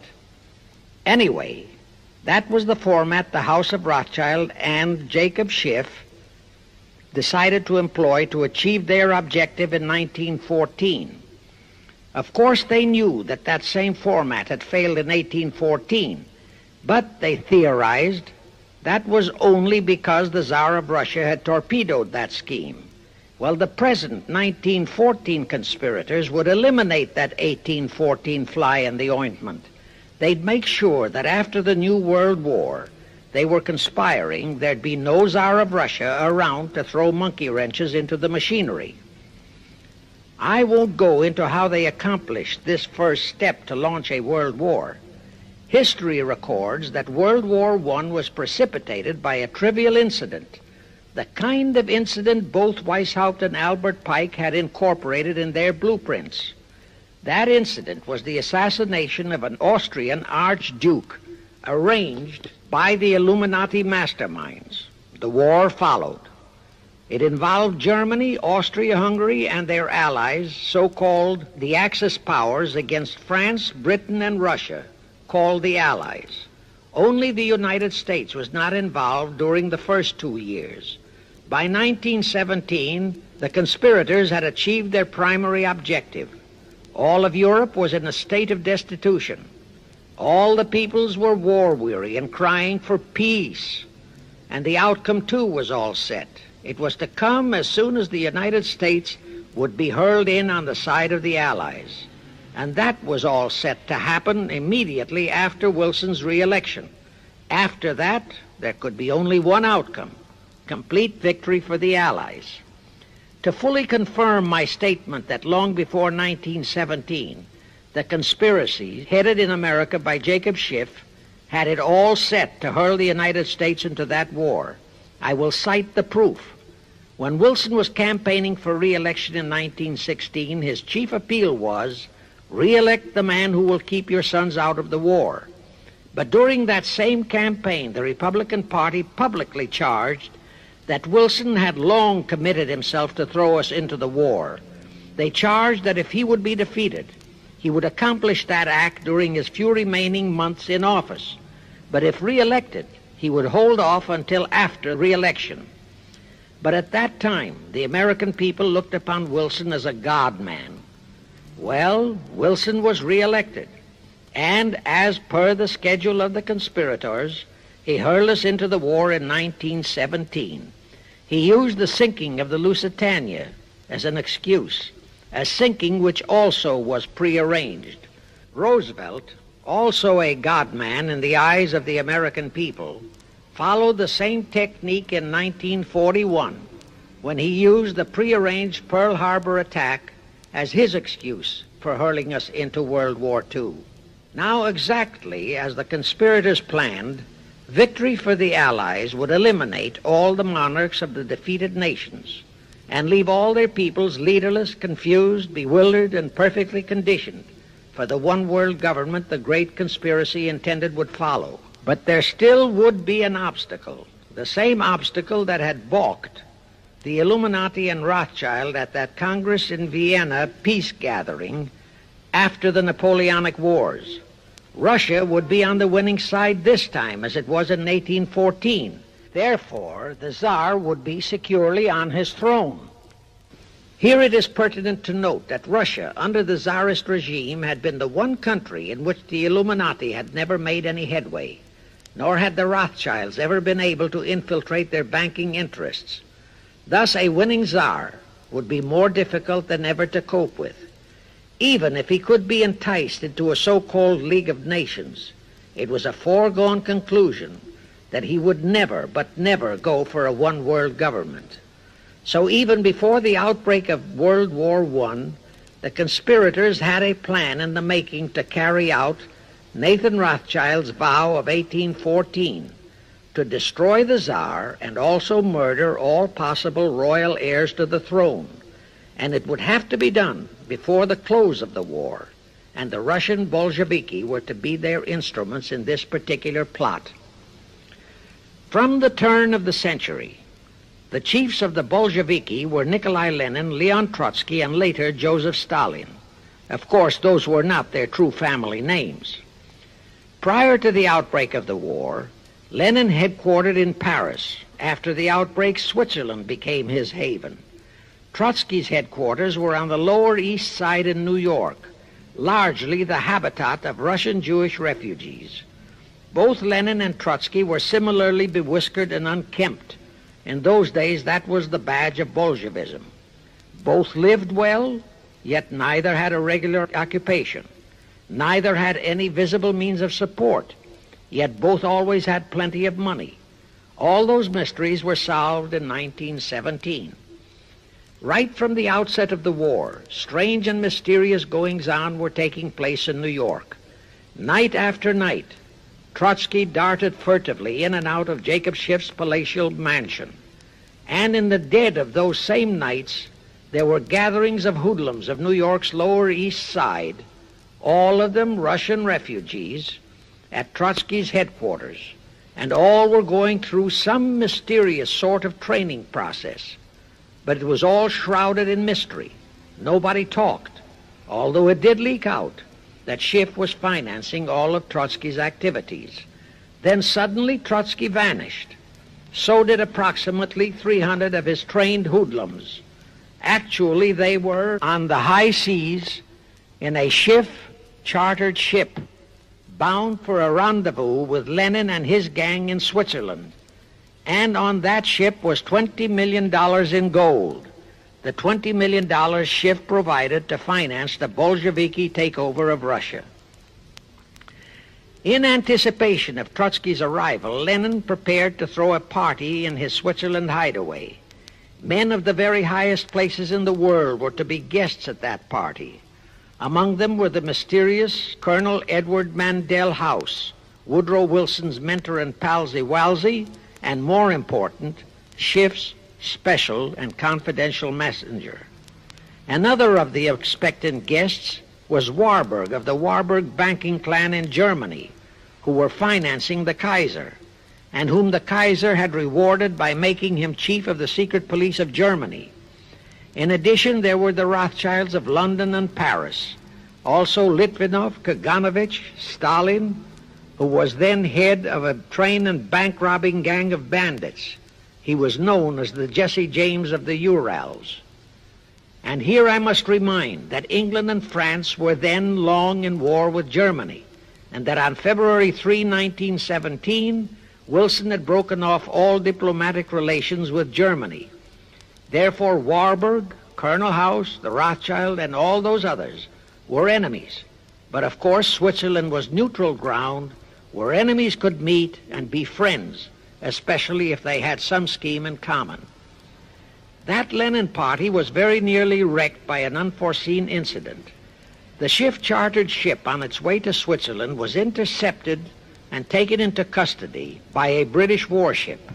But Schiff quickly rushed orders to Wilson to order the British to release the ship intact with the Trotsky hoodlums and the gold. Wilson obeyed. He warned the British that if they refused to release the ship, the United States would not enter the war in April as he had faithfully promised a year earlier. The British heeded the warning. Trotsky arrived in Switzerland, and the Lenin party went off as scheduled. But they still faced what ordinarily would have been the insurmountable obstacle of getting the Lenin-Trotsky band of terrorists across the border into Russia. Well, that's where Brother Warburg, chief of the German secret police, came in. He loaded all those thugs into sealed freight cars and made all the necessary arrangement for their secret entry into Russia. The rest is history. The revolution in Russia took place, and all members of the royal Romanov family were murdered. Now, my chief objective is to establish beyond even a remote doubt that communism, so-called, is an integral part of the Illuminati's great conspiracy for the enslavement of the entire world, that communism, so-called, is merely their weapon and bogeyman word to terrify the peoples of the whole world, and that the conquest of Russia and the creation of communism was in great part organized by Schiff and the other international bankers right in our own city of New York. A fantastic story? Yes. Some might even refuse to believe it. Well, for the benefit of any doubting Thomas, I will prove it by reminding that just a few years ago, Charlie Knickerbocker, a Hearst newspaper columnist, published an interview with John Schiff, grandson of Jacob, in which young Schiff confirmed the entire story and named the figure old Jacob contributed, $20 million. If anybody still has even a remote doubt that the entire menace of communism was created by the masterminds of the great conspiracy right in our own city of New York, I will cite the following historical fact. All records show that when Lenin and Trotsky engineered the capture of Russia, they operated as heads of the Bolsheviki party. Now, Bolshevism is a purely Russian word. The masterminds realized that Bolshevism could never be sold as an ideology to any but the Russian people. So in April 1918, Jacob Schiff dispatched Colonel House to Moscow with orders to Lenin, Trotsky, and Stalin to change the name of their regime to the Communist Party and to adopt the Karl Marx Manifesto as the constitution of the Communist Party.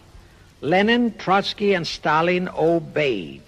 And that year of 1918 was when the Communist Party and the menace of communism came into being. All this is confirmed in Webster's Collegiate Dictionary, 5th edition. In short, communism was created by the capitalists. Thus, until November 11, 1918, the entire fiendish plan of the conspirators worked perfectly. All the great nations, including the United States, were war-weary, devastated, mourning their dead. Peace was the great universal desire. Thus, when it was proposed by Wilson to set up a League of Nations to ensure peace, all the great nations, with no Russian Tsar to stand in their way, jumped on that bandwagon without even stopping to read the fine print in that insurance policy. That is, all but one, the United States, the very one that Schiff and his co-conspirators least expected would balk. And that was their one fatal mistake in that early plot. You see, when Schiff planted Woodrow Wilson in the White House, the conspirators assumed that they had the United States in the proverbial bag. Wilson had been perfectly built up as a great humanitarian. He supposedly became established as a God-man with the American people. There was every reason for the conspirators to have believed that he would easily hornswoggle Congress into buying the League of Nations sight unseen, exactly as the Congress of 1945 bought the United Nations sight unseen. But there was one man in the Senate in 1918 who saw through that scheme just as the Russian Tsar did in 1814. He was a man of great political stature, almost as great as that of Teddy Roosevelt, and fully as astute. He was highly respected and trusted by all members of both houses of Congress and by the American people. The name of that great and patriotic American was Henry Cabot Lodge, not the phony of today who called himself Henry Cabot Lodge, Jr. until he was exposed. Lodge completely unmasked Wilson and kept the United States out of the League of Nations. Here it becomes of great interest to know the real reason for the Wilson League of Nations flop. As I previously stated, Schiff was sent to the United States to carry out 4 specific assignments. Number 1, and most important, was to acquire complete control of the U.S. money system. Number 2, as outlined in the original Weishaupt Illuminati blueprint, he was to find the right kind of men to serve as stooges for the great conspiracy and promote them into the highest offices in our federal government, our Congress, our U.S. Supreme Court, and all federal agencies, such as the State Department, the Pentagon, the Treasury Department, etc. Number 3, destroy the unity of the American people by creating minority group strife throughout the nation, especially between the whites and blacks as outlined in Israel Cohen's book. Number 4, create a movement to destroy religion in the United States, with Christianity to be the chief target or victim. In addition, he was strongly reminded of the imperative directive in the Illuminati blueprint to achieve full control of all mass communications media, to be used to brainwash the people into believing and accepting all of the maneuverings of the great conspiracy. Schiff was warned that only control of the press, at that time our only mass communications media, would enable him to destroy the unity of the American people. Now then, Schiff and his co-conspirators did set up the NAACP, the National Association for the Advancement of the Colored People, in 1909. And in 1913, he set up the Anti-Defamation League of the B'nai B'rith. Both were to create the necessary strife. But in the early years, the ADL operated very timidly, perhaps for fear of a pogrom-like action by an aroused and enraged American people. And the NAACP was practically dormant because its white leadership didn't realize that they would have to develop firebrand Negro leaders, such as Martin Lucifer King, for one, to spark the then completely satisfied and contented mass of Negroes. In addition, he, Schiff, was busy developing and infiltrating the stooges to serve in all high places in our Washington government and in the job of acquiring control of our money system and the creation of the 16th Amendment. He also was very busy with the organizing of the plot for the takeover of Russia. In short, he was kept so busy with all those jobs that he completely overlooked the supreme job of acquiring complete control of our mass communications media, That oversight was the direct cause for Wilson's failure to lure the United States into the League of Nations, because when Wilson decided to go to the people to overcome the opposition of the Lodge-controlled Senate, despite his established but phony reputation as a great humanitarian, he found himself faced by a solidly united people and by a loyal press whose only ideology was Americanism and the American way of life. At that time, due to the ineptness and ineffectiveness of both the ADL and the NAACP, there were no organized minority groups, no Negro problems, no so-called anti-Semitic problem to sway the people's thinking. There were no lefts, there were no rights, no prejudices for crafty exploitations. Thus, Wilson's League of Nations appeals fell on deaf ears. That was the end of Woodrow Wilson, the conspirator's great humanitarian. He quickly abandoned his crusade and returned to Washington, where he shortly died an imbecile brought on by syphilis. And that was the end of the League of Nations as a corridor into one world government. Of course, that debacle was a terrible disappointment to the masterminds of the Illuminati conspiracy. But they were not discouraged. As I have previously stressed, this enemy never quits. They simply decided to reorganize and try from scratch again. By this time, Schiff was very old and slow. He knew it. He knew that the conspiracy needed a new, younger, and more active generalship.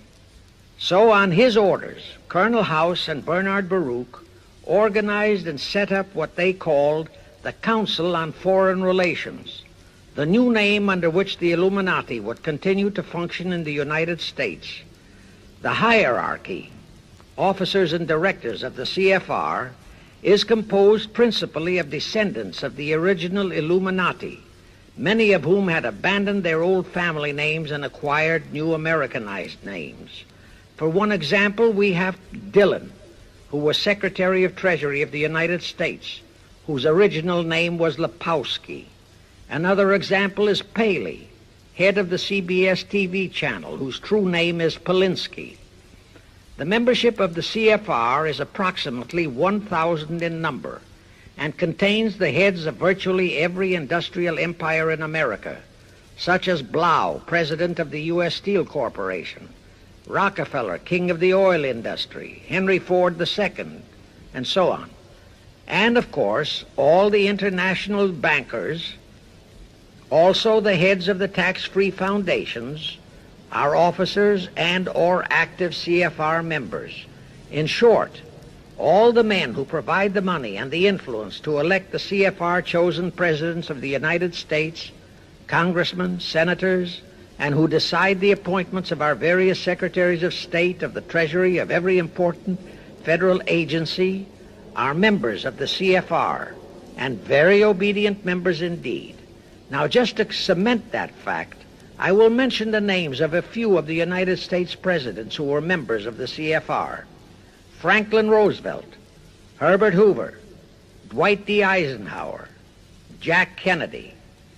Others who were considered for the presidency are Thomas E. Dewey, Adlai Stevenson, Nixon, and Vice President of a CFR subsidiary, Barry Goldwater.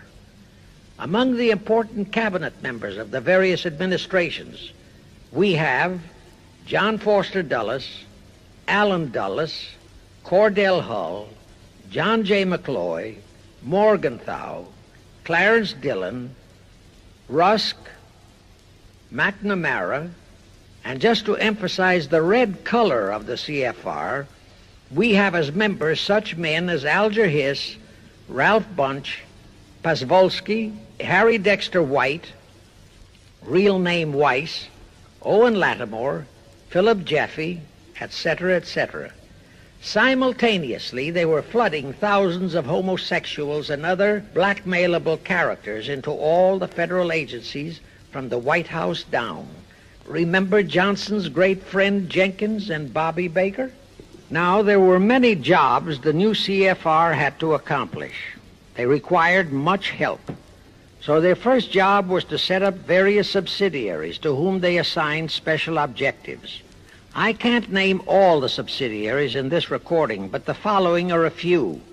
The Foreign Policy Association, FPA, the World Affairs Council, WAC, the Business Advisory Council, BAC, the notorious ADA, Americans for Democratic Action, virtually headed by Walter Reuther, the notorious 1313 in Chicago.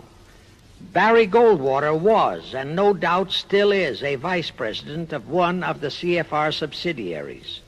In addition, the CFR set up special committees in every state in the Union, to whom they assigned the various local state operations. Simultaneously, the Rothschilds set up similar CFR-like control groups in England, France, Germany, and other nations to control world conditions and cooperate with CFR to bring about another world war. But the CFR's first and foremost job was to get complete control of our mass communications media. The control of the press was assigned to Rockefeller. Thus, Henry Luce, who recently died, was financed to set up a number of national magazines, among them Life, Time, Fortune, and others, which publish USSR in America. The Rockefellers also directly or indirectly financed the Cowles Brothers Look magazine and a chain of newspapers. They also financed a man named Sam Newhouse to buy up and build a chain of newspapers all over the country. And the late Eugene Meyer, one of the founders of CFR, bought the Washington Post, Newsweek, the weekly magazine, and other publications. At the same time, CFR began to develop and nurture a new breed of scurrilous columnists and editorial writers, such as Walter Lippmann, Drew Pearson, the Alsops, Herbert Matthews, Irwin Canham, and others of that ilk, who called themselves liberals, who proclaimed that Americanism is isolationism, that isolationism is warmongerism, that anti-communism is anti-Semitism and racism. All that took time, of course, but today our entire press, except for some local small-town papers and weeklies published by patriotic organizations, is completely controlled by CFR stooges, and thus they finally succeeded in breaking us up into a nation of quarreling, wrangling, squabbling, hating factions. Now, if you still wonder about the slanted news and outright lies you read in your paper, you have the answer.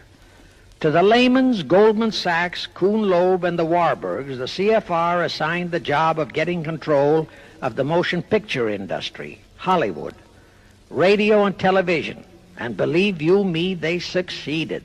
If you still wonder about the strange propaganda broadcasts by the Ed Murrows, Chet Huntley, Howard K. Smith, Eric Severide, Drew Pearson, and others of that ilk, you have the answer. If you wonder about all the smut, sex, pornography, and mixed marriage films you see in your movie theater and on your TV set, all of which is demoralizing our youth, you have the answer. The whole story of the CFR conspiracy takeover of our mass communications media is far too long to include in this recording, but you can find it in the News Bulletin number 125, entitled How to Get the Reds Out of Communications Media. It was published and brought up to date by the Cinema Educational Guild. It tells in detail how the press, the movies, TV, and radio have been, and still are, used to brainwash the people, to demoralize our youth, and they have been and still are encouraging and creating sympathy for the rioting Negro civil rights lawlessness.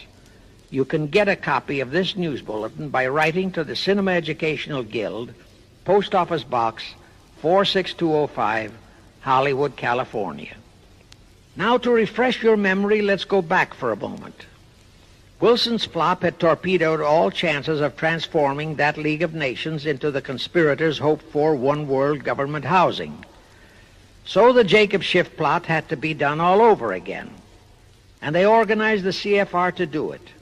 We also know how successfully the CFR did that job of brainwashing and destroying the unity of the American people. But as was the case with the Schiff plot, the climax and the creation of a new housing for their one-world government required another world war, a war that would be even more horrible and more devastating than the First World War, in order to get the people of the world to again clamor for peace and a means to end all wars. But the CFR realized that the aftermath of World War II would have to be more carefully planned so that there would be no escape from the new one-world trap, another League of Nations, that would emerge from the new war, the trap we now know as the United Nations. And they hit upon a perfect strategy to ensure that no escape. Here's how they did it. In 1943, in the midst of the war, they prepared the framework for the United Nations, and it was handed over to Roosevelt and our State Department to be given birth by Alger Hiss, Pasvolsky, Dalton Trumbo, and other American traitors, thus making the whole scheme a United States baby. Then to fix our parenthood, New York City was to become the nursery for the monstrosity. After that, we could hardly walk out on our own baby, now could we? Anyway, that's how the conspirators figured it would work, and so far it has. And the liberal Rockefeller donated the land for the United Nations building. The United Nations Charter was written by Alger Hiss, Pasvolsky, Dalton Trumbo, and other CFR stooges. A phony so-called UN conference was set up in San Francisco in 1945. All the so-called representatives of 50-odd nations gathered there, promptly signed the charter, and the despicable traitor Alger Hiss flew to Washington with it, elatedly submitted it to our Senate, and the Senate, elected by our people to safeguard our security, signed the charter without so much as reading it. The question is, how many of our senators were even then traitorous stooges of the CFR? Anyway, it was thus that the people accepted the United Nations as a holy of holies and enabled traitor Earl Warren to virtually destroy our Constitution by basing all his traitorous decisions on the UN Charter, thus making that charter virtually our law of the land. However, for all the dirty work that had to be done to solidify the UN, the new housing of the One World plot, they still required the aid of our leaders in Washington. So now I will emphasize the fiendish cleverness of the CFR masterminds. To the vast majority of the American people, our foreign policy for many years has been a complete enigma. Most of us simply can't understand why this great nation is seemingly floundering so helplessly in the art of diplomacy. We can't understand why our leaders are seemingly so confused and bewildered in all their dealings with Moscow, France, and other nations, and with the UN. We always hear them proclaiming that in view of our overwhelming economic and military superiority, we must always lead from strength. Yet at all the summit meetings and conferences, they cringe and stammer and stutter, and so to speak, come out with their tails between their hind legs. We can't understand the foreign aid to Tito, an avowed enemy, to Poland, an avowed enemy, to all the avowed communist nations. We can't understand why the expenditure of hundreds of billions of dollars has failed to slow down, let alone stop, the march of communism. We are perplexed by the seeming ineptness of the State Department, the Defense Department, the CIA, the USIA, of all our federal agencies. Again and again and again we have been startled, shocked, bewildered, and horrified by their mistakes in Berlin, in Korea, in Laos, in Katanga, in Cuba, in Vietnam, mistakes that always favor the enemy, never the United States. Under the law of averages, they should have made at least one or two mistakes in our favor, but they never did. What's the answer? The answer is the CFR and the parts played by their subsidiaries and stooges in Washington. Thus we know that complete control of our foreign relation policy is the key to the success of the entire Illuminati One World plot. Here is the further proof. Earlier, I fully established that Schiff and his gang had financed the Lenin-Trotsky-Stalin takeover of Russia and fashioned its communist regime into becoming their chief instrument to keep the world in turmoil and to finally terrorize all of us into seeking peace in a UN One World government. But the conspirators knew that the Moscow gang could not become such an instrument until and unless the whole world would accept the communist regime as the legitimate, de jure government of Russia. Only one thing could accomplish that: recognition by the United States. The conspirators figured that the whole world would follow our lead, and that's when the Wilson flop very nearly wrecked the entire plot. Throughout the following 3 Republican administrations, the CFR pulled every trick in their bag to induce Harding, Coolidge, and Hoover to grant that recognition, but all 3 refused. As a result, in the late 1920s, the Stalin regime was in dire straits. Despite all purges and secret police controls, the Russian people were growing more and more restive. It is a matter of record, admitted by Litvinov, that during 1931 and 1932, Stalin and his whole gang were always packed and ready for instant flight. Then in November 1932, the conspirators achieved their greatest coup. They landed Franklin Roosevelt in the White House. Crafty, unscrupulous, utterly without conscience, that charlatan traitor turned the trick for them.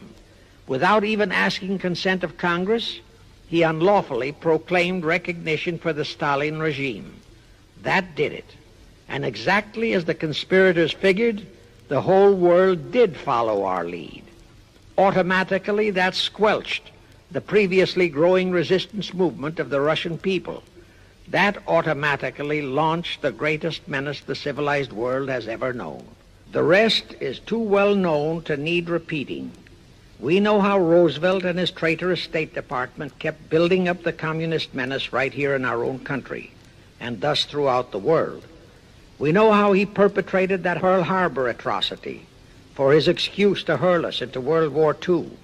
We know all about his secret meetings with Stalin at Yalta and how he, with Eisenhower's help, delivered the Balkans and Berlin to Moscow. And last, but by no means least, we know that 20th century Benedict Arnold not only dragged us into that new corridor, the United Nations, into one world government, but actually schemed all the arrangements to plant it within our country. In short, the day that Roosevelt entered the White House, the CFR conspirators regained full control of our foreign relations machinery and firmly established the United Nations as the housing for the Illuminati One World government. I wish to stress one other very vital point. That Wilson League of Nations flop brought Schiff and his gang to the realization that control of just the Democratic Party was not enough. True, they could create a crisis during the Republican administration, as they did in 1929 with their Federal Reserve manufactured crash and depression, which would bring another Democrat stooge back into the White House. But they realized that a 4-year disruption in their control of our foreign relation policies could play havoc with the progress of their conspiracy. It could even break up their entire strategy, as it almost did before Roosevelt saved it with his recognition of the Stalin regime. Thereupon, after that Wilson debacle, they began to formulate plans to achieve control of both of our national parties. But that posed a problem for them. Manpower, stooges in the Republican Party, also added manpower for the Democratic Party, because control of just the man in the White House would not be enough. They'd have to provide that man with trained stooges for his entire cabinet, men to head the State Department, the Treasury Department, the Pentagon, the CIA, the USIA, etc. In short, every member of the various cabinets would have to be a chosen tool of the CFR such as Rusk and McNamara, also all undersecretaries and assistant secretaries. That would give the conspirators absolute control of all our policies, both domestic and, most important, foreign. That course of action would require a reserve pool of trained stooges, instantaneously ready for administrative changes and for all other exigencies. All such stooges would of necessity have to be men of national reputation, high in the esteem of the people, but they would have to be men without honor, without scruple, without conscience, men who would be vulnerable to blackmail. It is needless for me to stress how well the CFR succeeded. The immortal Joe McCarthy fully revealed that there are thousands of such security risks in all federal agencies. Scott McCloud unmasked thousands more, and you know the price Otepka has had to pay and is still paying for his expositions before a Senate committee of the traitors in the State Department. And you know that the men in the State Department who delivered Cuba to Castro have not only been shielded, but promoted. To the crux of the whole one-world government plot and the maneuvering necessary to create another League of Nations to house such a government. As I have already stated, the conspirators knew that only another world war was vital for the success of their plot. It would have to be such a horrifying world war that the peoples of the world would cry out for the creation of some kind of a world organization that could assure everlasting peace. But how could such a war be brought about? All the European nations were at peace. None had any quarrels with their neighboring nations. And certainly their tools in Moscow wouldn't dare to start a war. Even Stalin realized that it would mean the overthrow of his regime unless so-called patriotism would weld the Russian people behind him. But the conspirators had to have a war. They had to find or create some kind of an incident to launch it. And they found it in a little inconspicuous and repulsive little man who called himself Adolf Hitler. Hitler, an impecunious Austrian house painter, had been a corporal in the German army. He made the defeat of Germany into a personal grievance. He began to rabble-rouse about it in the Munich, Germany area. He began to spout about restoring the greatness of the German Empire and the might of the German soldiery. He advocated the restoration of the old German military to be used to conquer the whole world. Strangely enough, Hitler, the little clown that he was, could deliver a rabble-rousing speech, and he did have a certain kind of magnetism. But the new authorities in Germany didn't want any more wars, and they promptly threw the obnoxious Austrian house painter into a prison cell. Aha! Here was the man, decided the conspirators, who, properly directed and financed, could be the key to another world war. So while he was in prison, they had Rudolf Hess and Goering write a book which they titled Mein Kampf and attributed the authorship to Hitler, exactly as Litvinov wrote Mission to Moscow and attributed the authorship to Joseph Davies, then our ambassador to Russia and a stooge of the CFR. In Mein Kampf, Hitler, the pseudo-author, outlined his grievances and how he would restore the German people to their former greatness. The conspirators then arranged for a wide circulation of the book among the German people in order to arouse a fanatical following for him. On his release from prison, also arranged by the conspirators, they began to groom him and finance him to travel to other parts of Germany to deliver his rabble-rousing speeches. Soon he gathered a growing following among other veterans of the war, and that soon spread to the masses, who began to see in him a savior for their beloved Germany. Then came his leadership of what he called his Brown Shirt Army and the March on Berlin. That required a great deal of financing, but the Rothschilds, the Warburgs, and others of the conspirators provided all the money he needed. Gradually, Hitler became the idol of the German people, and then they overthrew the von Hindenburg government, and Hitler became the new Führer. But that still was no reason for a war. The rest of the world watched Hitler's rise, but saw no reason to interfere in what was distinctly a domestic condition within Germany. Certainly none of the other nations felt it was a reason for another war against Germany, and the German people were not yet incited into enough of a frenzy to commit any acts against any neighboring nation, not even against France, that would lead to a war.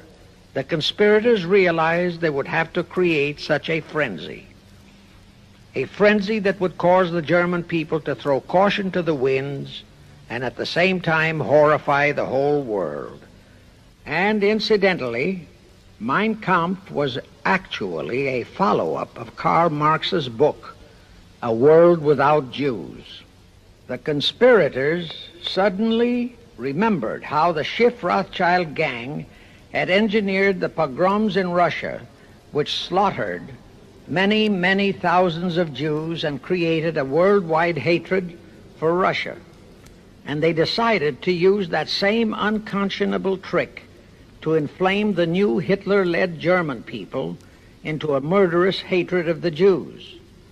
Now, it is true that the German people never had any particular affection for the Jews, but neither did they have an ingrained hatred for them. Such a hatred would have to be manufactured, so Hitler was used to create it. This idea more than appealed to Hitler. He saw in it the grisly gimmick to make him the God-man of the German people. Thus, craftily inspired and coached by his financial advisors, the Warburgs, Rothschilds, and all the Illuminati masterminds, he blamed the Jews for the hated Versailles Treaty and for the financial ruination that followed the war. The rest is history.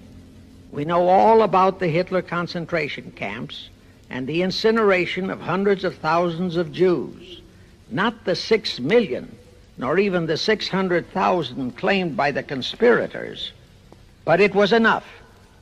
And here let me reiterate how little the internationalist bankers, the Rothschilds, Schiffs, Lehmans, Warburgs, Baruchs, care about their racial brethren who were the victims of their nefarious schemes.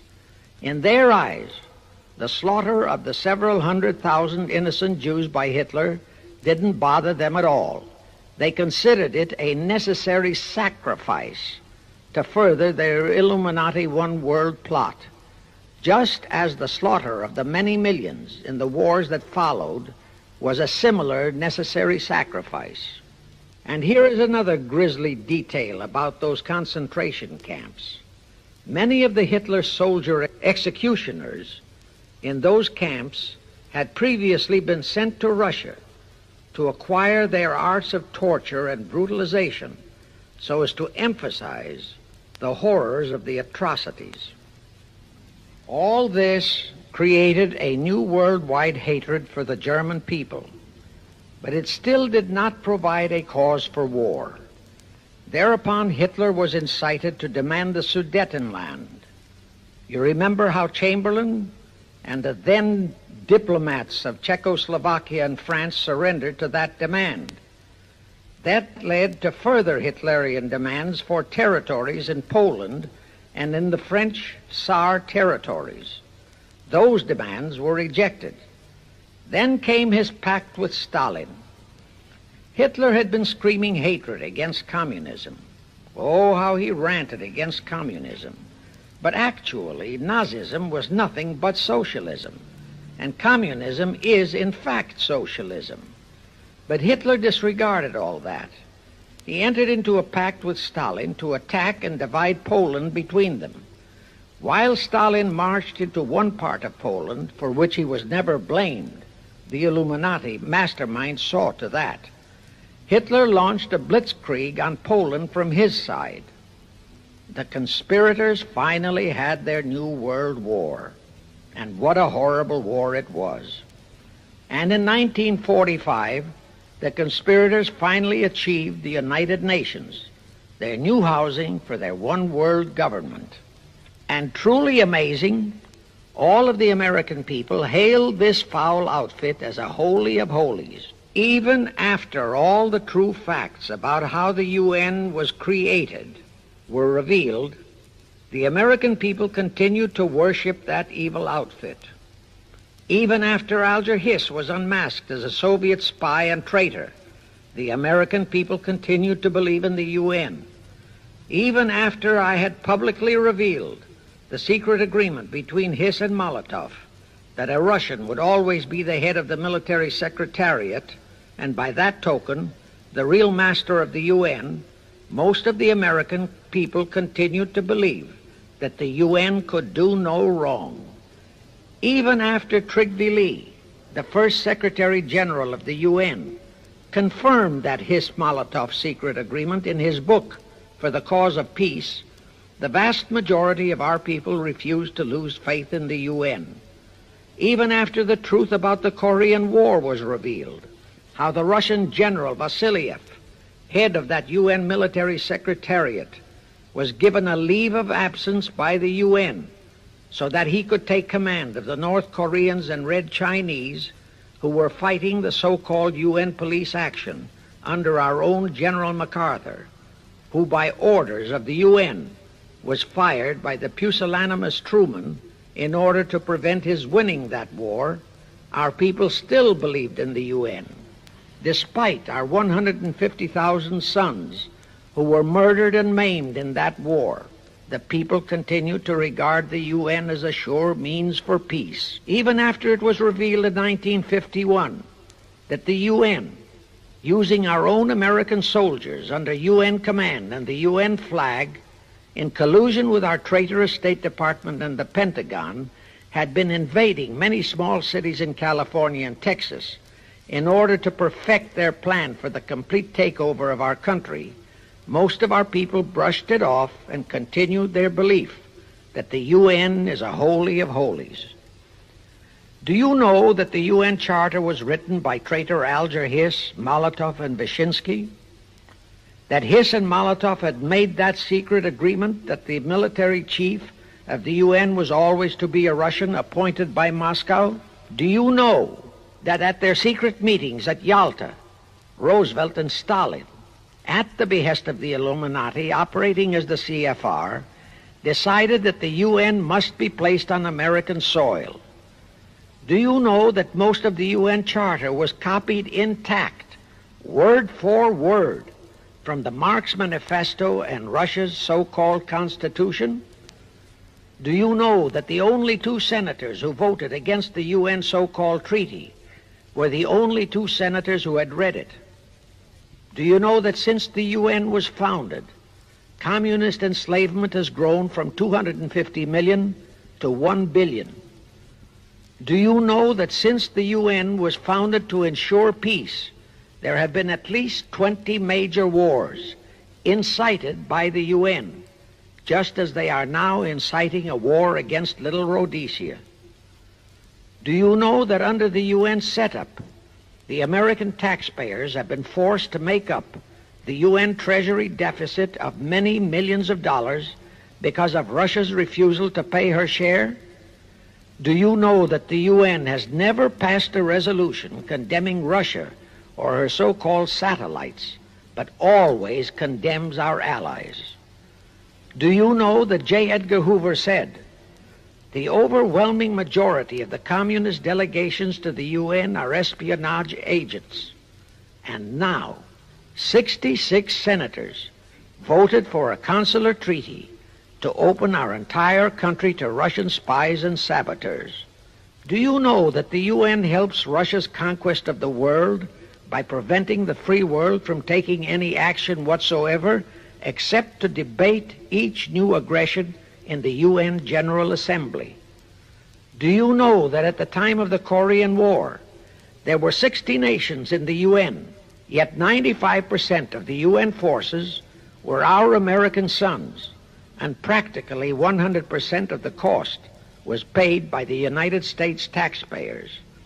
And surely you know that the UN policy during the Korean War was to prevent us from winning that war.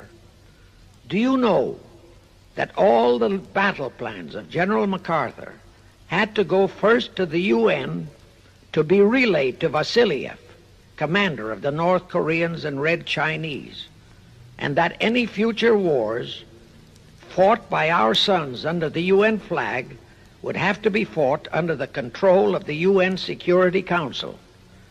Do you know that the UN has never done anything about the 80,000 Russian Mongolian troops that occupy Hungary? Where was the UN when the Hungarian freedom fighters were slaughtered by the Russians? Do you know that the UN and its peace army turned the Congo over to the communists?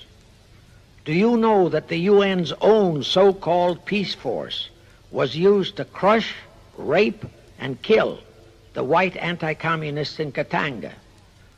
Do you know that the UN stood by and did nothing while Red China invaded Laos and Vietnam? That it did nothing while Nehru invaded Goa and other Portuguese territories? Do you know that the UN was directly responsible for aiding Castro? That it does absolutely nothing about the many thousands of Cuban youngsters who are shipped to Russia for communist indoctrination? Do you know that Adlai Stevenson, of all people, said the free world must expect to lose more and more decisions in the UN? Do you know that the UN openly proclaims that its chief objective is one world government, which means one world laws, one world court, one world army, one world navy, one world air force, one world schools, and a one world church in which Christianity would be prohibited? Do you know that a UN law has been passed to disarm all American citizens and to transfer all our armed forces to the UN? Such a law was secretly signed by Saint Jack Kennedy in 1961. Do you realize how that fits in with Article 47, Paragraph 3 of the UN Charter, which states, I quote, "The Military Staff Committee of the UN shall be responsible through the Security Council for the strategic direction of all armed forces placed at the disposal of the Security Council," unquote. And when and if all our armed forces are transferred to the UN, your sons would be forced to serve and die under UN command all over the world. This will happen unless you fight to get the U.S. out of the UN. Do you know that Congressman James B. Utt has submitted a bill to get the U.S. out of the UN and a resolution to prevent our president from forcing us to support the UN embargoes on Rhodesia? Well, he has, and many people all over the country are writing to their representatives to support the Utt bill and resolution. And did you know that to offset the Utt bill and resolution, 50 congressmen, spearheaded by Schweiker and Moorhead of Pennsylvania, have introduced a bill to immediately transfer all our armed forces to the UN? Can you imagine such brazen treason? Is your congressman one of those 50 traitors? Find out and take immediate action against him and help Congressman Utt. Now, do you know that the National Council of Churches passed a resolution in San Francisco which states that the United States will soon have to subordinate its will to that of the UN, and that all American citizens must be prepared to accept it? Is your church a member of the National Council of Churches? In connection with that, bear in mind that God is never mentioned in the UN Charter, and their meetings are never opened with prayer. The creators of the UN stipulated in advance that there should be no mention of God or Jesus Christ in the UN Charter or in its UN headquarters. Does your pastor subscribe to that? Find out. Furthermore, do you know that the great majority of the so-called nations in the UN are anti-Christianity? That the UN is a completely godless organization by orders of its creators, the CFR Illuminati. Now, Have you heard enough of the truth about the Illuminati's United Nations? Do you want to leave your sons and our precious country to the unholy mercy of the Illuminati's United Nations? If you don't, write, telegraph, or phone your representatives and senators that they must support Congressman Utt's bill to get the U.S. out of the UN and the UN out of the U.S. Do it today, now, before you forget. It is the only salvation for your sons and for our country. Now I have one more vital message to deliver. As I told you, one of the 4 specific assignments Rothschild gave Jacob Schiff was to create a movement to destroy religion in the United States, with Christianity to be the chief target. For a very obvious reason, the Anti-Defamation League wouldn't dare to attempt it, because such an attempt could create the most terrible bloodbath in the history of the world, not only for the ADL and the conspirators, but for the millions of innocent Jews. Schiff turned that job over to Rockefeller for another specific reason. The destruction of Christianity could be accomplished only by those who are entrusted to preserve it, by the pastors, the men of the cloth. As a starter, John D. Rockefeller picked up a young so-called Christian minister by the name of Dr. Harry F. Ward, Reverend Ward, if you please. At that time, he was teaching religion at the Union Theological Seminary. Rockefeller found a very willing Judas in this reverend. Thereupon, in 1907, he financed him to set up the Methodist Foundation of Social Service. And Ward's job was to teach bright young men to become so-called ministers of Christ and to place them as pastors of churches. While teaching them to become ministers, the Reverend Ward also taught them how to very subtly and craftily preach to their congregations that the entire story of Christ is a myth, to cast doubts on the divinity of Christ, to cast doubts about the Virgin Mary. In short, to cast doubts on Christianity as a whole. It was not to be a direct attack, but much of it by crafty insinuation that was to be applied in particular to the youth in the Sunday schools. Remember Lenin's statement, "Give me just one generation of youth and I'll transform the whole world." Then, in 1908, the Methodist Foundation of Social Service, which incidentally was America's first Communist Front organization, changed its name to the Federal Council of Churches. By 1950, the Federal Council of Churches was becoming very suspect. So in 1950, they changed the name to the National Council of Churches. Do I have to tell you more about how this National Council of Churches is deliberately destroying faith in Christianity? I don't think so. But this I will tell you. If you are a member of any congregation whose pastor and church are members of this Judas organization, your contributions are helping the Illuminati's plot to destroy religion and your faith in God and Jesus Christ. Thus you are deliberately delivering your children to be indoctrinated with disbelief in God and church, and which can easily transform them into atheists. Find out immediately if your church is a member of the National Council of Churches, and for the love of God and your children, if it is, withdraw from it at once. However, let me warn you, that same destroy religion process has been infiltrated into other denominations. If you have seen the Negro March on Selma and other such demonstrations, you have seen how the Negro mobs are led and encouraged by ministers and even Catholic priests and nuns who march along with them. As a matter of fact, the Mormon Church is about the only one I know of that is clean of that kind of Judas infiltration. But of course, There are many individual churches and pastors who are honest and sincere. Find one such for yourself and for your children. Incidentally, this same Reverend Harry F. Ward was also one of the founders of the American Civil Liberties Union, a notorious pro-communist organization. He was the actual head of it from 1920 to 1940.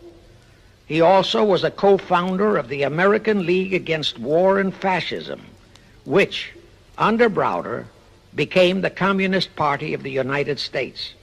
In short, Ward's entire background reeked of communism, and he was identified as a member of the Communist Party. He died a vicious traitor to both his church and country. And this was the man old John D. Rockefeller picked and financed to destroy America's Christian religion, in accordance with the orders given to Schiff by the Rothschilds. In conclusion, I have this to say. You probably are familiar with the story of how one Dr. Frankenstein created a monster to do his will of destroying his chosen victims, but how instead, in the end, that monster turned on his own creator, Frankenstein, and destroyed him. Well, the Illuminati, CFR, has created a monster called the United Nations, who, supported by their minority groups, rioting Negroes, the traitorous mass communications media, and the traitors in Washington, was created to destroy the American people. Well, we know all about that many-headed Hydra monster. We know the names of those who created that monster. We know all their names. And I predict that one fine day the American people will come fully awake and cause that very monster to destroy its creator. True, the majority of our people are still being brainwashed, deceived, and deluded by our traitorous press, TV, and radio, and by our traitors in Washington. But surely, by now, enough is known about the UN to stamp that outfit as a deadly, poisonous rattlesnake in our midst. My only wonder is what it will take to awaken and arouse our people to the full truth. Perhaps this record will do it. 100,000 or 1,000,000 copies of this record can do it. I pray to God it will, and I pray to Him to inspire you, all of you, to spread this story via this record to all loyal Americans in your community.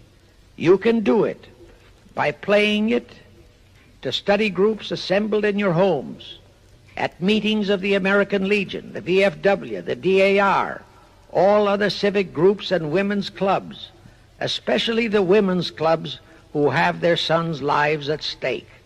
With this record, I have provided you with the weapon that will destroy the monster. For the love of God, of our country, and of your children, use it. Get a copy of it into every American home.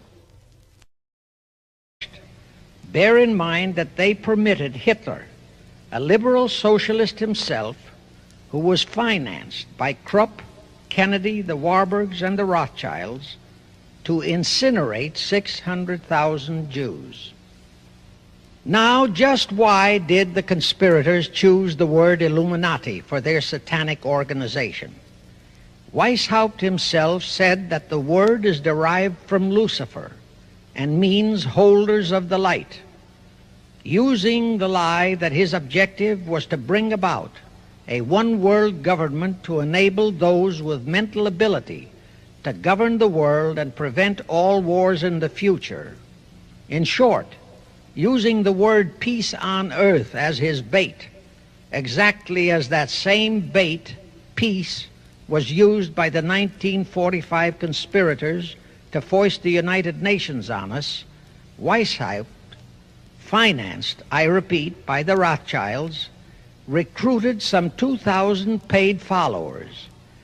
These included the most intelligent men in the fields of arts and letters, education, the sciences, finance, and industry. He then established lodges of the Grand Orient, Masonic lodges, to be their secret headquarters. And I again repeat that in all of this he was acting under orders from the House of Rothschild. The main features of the Weishaupt plan of operation required his Illuminati to do the following things to help them to accomplish their purpose. Number one, use monetary and sex bribery to obtain control of men already in high places in the various levels of all governments and other fields of endeavor.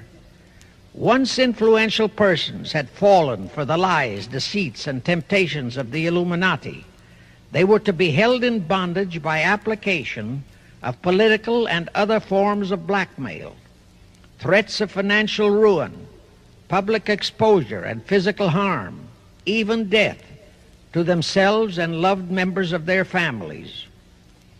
Do you realize how many present top officials in our federal government in Washington are controlled in just that way by the CFR? Do you realize how many homosexuals in our State Department, the Pentagon, all federal agencies, even in the White House, are controlled that way? Number two, Illuminati on the faculties of colleges and universities were to cultivate students possessing exceptional mental ability belonging to well-bred families with international leanings, and recommend them for special training in internationalism. Such training was to be provided by granting scholarships to those selected by the Illuminists. That gives you an idea what a Rhodes Scholarship means. It means indoctrination into accepting the idea that only a one-world government can put an end to recurring wars and strife. That's how the United Nations was sold to the American people. One of the most notable Rhodes Scholars we have in our country is Senator William J. Fulbright, sometimes referred to as Half-Bright. His entire voting record spells Illuminati. All such scholars were to be first persuaded and then convinced. The question of how and why the United Nations is the crux of the great conspiracy to destroy the sovereignty of the United States and the enslavement of the American people within a UN one-world dictatorship is a complete and unknown mystery to the vast majority of the American people. The reason for this unawareness of the frightening danger to our country and to the entire free world is simple. The masterminds behind this great conspiracy have absolute control of all of our mass communications media, especially television, the radio, the press, and Hollywood. We all know that our State Department, the Pentagon, and the White House have brazenly proclaimed that they have the right and the power to manage the news, to tell us not the truth, but what they want us to believe. They have seized that power on orders from their masters of the great conspiracy. And the objective is to brainwash the people into accepting the phony peace bait to transform the United States into an enslaved unit of the United Nations one-world government. First of all, bear in mind that the so-called UN police action in Korea, fought by the United States, in which 150,000 of our sons were murdered and maimed, was part of the plot, just as the undeclared by Congress war in Vietnam, in which our sons are dying, is part of the plot, just as the plot against Rhodesia in South Africa, in which our sons will be dying, is part of the UN plot. However, the vitally important thing for all Americans, all you mothers of the boys who died in Korea and are now dying in Vietnam, to know is that our so-called leaders in Washington, whom we elected to safeguard our nation and our Constitution, are the betrayers, and that behind them are a comparatively small group of men whose sole objective is to enslave the whole world of humanity in their satanic plot of one world government. Now, in order to give you a very clear picture of this satanic plot, I will go back to its beginning, clear back in the middle of the 18th century, and name the men who put that plot into action, and then bring you down to the present, today's status of that plot. Now, as a matter of further intelligence, a term used by the FBI, let me clarify the meaning of the expression, "he is a liberal." The enemy, meaning the one-world conspirators, have seized upon that word liberal as a cover-up for their activities. It sounds so innocent and so humanitarian to be liberal. We'll make sure that the person who calls himself a liberal or is described as a liberal is not in truth a red. Now then, this satanic plot was launched back in the 1760s when it first came into existence under the name of the Illuminati. This Illuminati was organized by one Adam Weishaupt, born a Jew, who was converted to Catholicism and became a Catholic priest, and then, at the behest of the then newly organized House of Rothschild, defected and organized the Illuminati. Naturally, the Rothschilds financed that operation. And every war since then, beginning with the French Revolution, has been promoted by the Illuminati, operating under various names and guises. I say under various names and guises because after the Illuminati was exposed and became too notorious, Weishaupt and his co-conspirators began to operate under various other names. In the United States, immediately after World War I, they set up what they called the Council on Foreign Relations, commonly referred to as the CFR. And this CFR is actually the Illuminati in the United States. And its hierarchy, the masterminds in control of the CFR, to a very great extent are the descendants of the original Illuminati conspirators. But to conceal that fact, most of them changed their original family names to American-sounding names. For example, the true name of the Dillons, Clarence and Douglas Dillon, once Secretary of the U.S. Treasury Department, is Lepowski. I'll come back to all this later. There is a similar establishment of the Illuminati in England, operating under the name of the British Institute of International Affairs. There are similar secret Illuminati organizations in France, Germany, and other nations operating under different names. And all these organizations, including the CFR, continuously set up numerous subsidiary or front organizations that are infiltrated into every phase of the various nations' affairs. But at all times, the operations of these organizations were and are masterminded and controlled by the internationalist bankers, who in turn were and are controlled by the Rothschilds. The details of how they accomplished the setting up of the CFR in the United States, as also in the other nations, are far too voluminous to be described in this dissertation. But you can find it complete in News Bulletin number 122, entitled UN is Spawn of the Illuminati, and News Bulletin number 123, entitled CFR Completely Unmasked as Illuminati.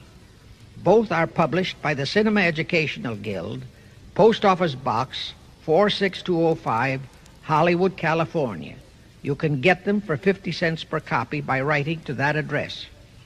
Those news bulletins reveal the names of the original founders of the Illuminati and the Americanized names of their descendants in the present CFR. Now I'll go back to the activities of the original Illuminati conspirators. As revealed in News Bulletin number 122, one branch of the Rothschild family had financed Napoleon. Another branch of the Rothschilds, both branches the real masterminds of the Illuminati, financed Britain, Germany, and the other nations in the Napoleonic Wars. Immediately after the Napoleonic Wars, the Illuminati assumed that all the nations were so destitute and so weary of wars that they'd be glad for any solution. So the Rothschild stooges set up what they called the Congress in Vienna, and at that meeting they tried to create the first League of Nations, their first attempted one world government, on the theory that all the crowned heads of the European governments were so deeply in debt to them that they would willingly or unwillingly serve as their stooges. But the Tsar of Russia caught the stench of the plot and completely torpedoed it. The enraged Nathan Rothschild, then the head of that dynasty, vowed that someday he or his descendants would destroy the Tsar and his entire family. And his descendants did accomplish that very threat in 1917. At this point, bear in mind that the Illuminati was not set up to operate on a short-range basis. Normally, a conspirator of any type enters into a conspiracy with the expectation of achieving his objective during his own lifetime. But that was not the case with the Illuminati. True, they hoped to accomplish their objective during their lifetime. But, paraphrasing The Show Must Go On, the Illuminati operates on the very long-range basis. Whether it will take scores of years or even centuries, they have dedicated their descendants to keep the plot boiling until they hope the conspiracy is achieved. Now let's go back to the birth of the Illuminati. Adam Weishaupt was a Jesuit-trained professor of canon law, teaching in Ingolstadt University when he defected from Christianity to embrace the Luciferian conspiracy. It was in 1770 that the professional moneylenders, the then recently organized House of Rothschild, retained him to revise and modernize the age-old protocols of Zionism, which from the outset was designed to give the synagogue of Satan, so named by Jesus Christ, ultimate world domination, so they could impose the Luciferian ideology upon what would remain of the human race after the final social cataclysm by use of satanic despotism. Weishaupt completed his task May 1st, 1776. Now you know why May 1 is the great day with all communist nations to this very day. That was the day, May 1, 1776, that Weishaupt completed his plan and officially organized the Illuminati to put the plan into execution. That plan required the destruction of all existing governments and religions. That objective was to be reached by dividing the masses of people whom he, Weishaupt, termed Goyim, or human cattle, into opposing camps in ever-increasing numbers on political, social, economic, and other issues, the very conditions we have in our country today. The opposing sides were then to be armed and incidents provided which would cause them to fight and weaken themselves and gradually destroy national governments and religious institutions. Again, I say, the very conditions in the world today. And at this point, let me stress a prime feature of the Illuminati plans. When and if their blueprint for world control, the protocols of the elders of Zion, is discovered and exposed, they would wipe all the Jews off the face of the earth in order to divert suspicions from themselves. If you think this is far-fetched, that men of special talent and brains have the right to rule those less gifted on the ground that the masses don't know what is best for them physically, mentally, and spiritually. In addition to the Rhodes and similar scholarships, today there are 3 special Illuminati schools located in Gordonstown in Scotland, Salem in Germany, and Anavrita in Greece. These three are known ones, but there are others that are kept under cover. Prince Philip, the husband of Britain's Queen Elizabeth, was educated at Gordonstown at the instigation of Lord Louis Mountbatten, his uncle, a Rothschild relative, who became Britain's admiral of the fleet after World War II ended. Number 3, all influential people trapped into coming under the control of the Illuminati, plus the students who had been specially educated and trained, were to be used as agents and placed behind the scenes of all governments as experts and specialists, so they would advise the top executives to adopt policies which would, in the long run, serve the secret plans of the Illuminati one world conspiracy and bring about the destruction of the governments and religions they were elected or appointed to serve. Do you know how many such men operate in our government at this very time? Rusk, McNamara, Hubert Humphrey, Fulbright, Kuchel, and go on and on and on. Number 4, perhaps the most vital directive in Weishaupt's plan was to obtain absolute control of the press, at that time the only mass communications media, to distribute information to the public, so that all news and information could be slanted, so that the masses could be convinced that a one-world government is the only solution to our many and varied problems.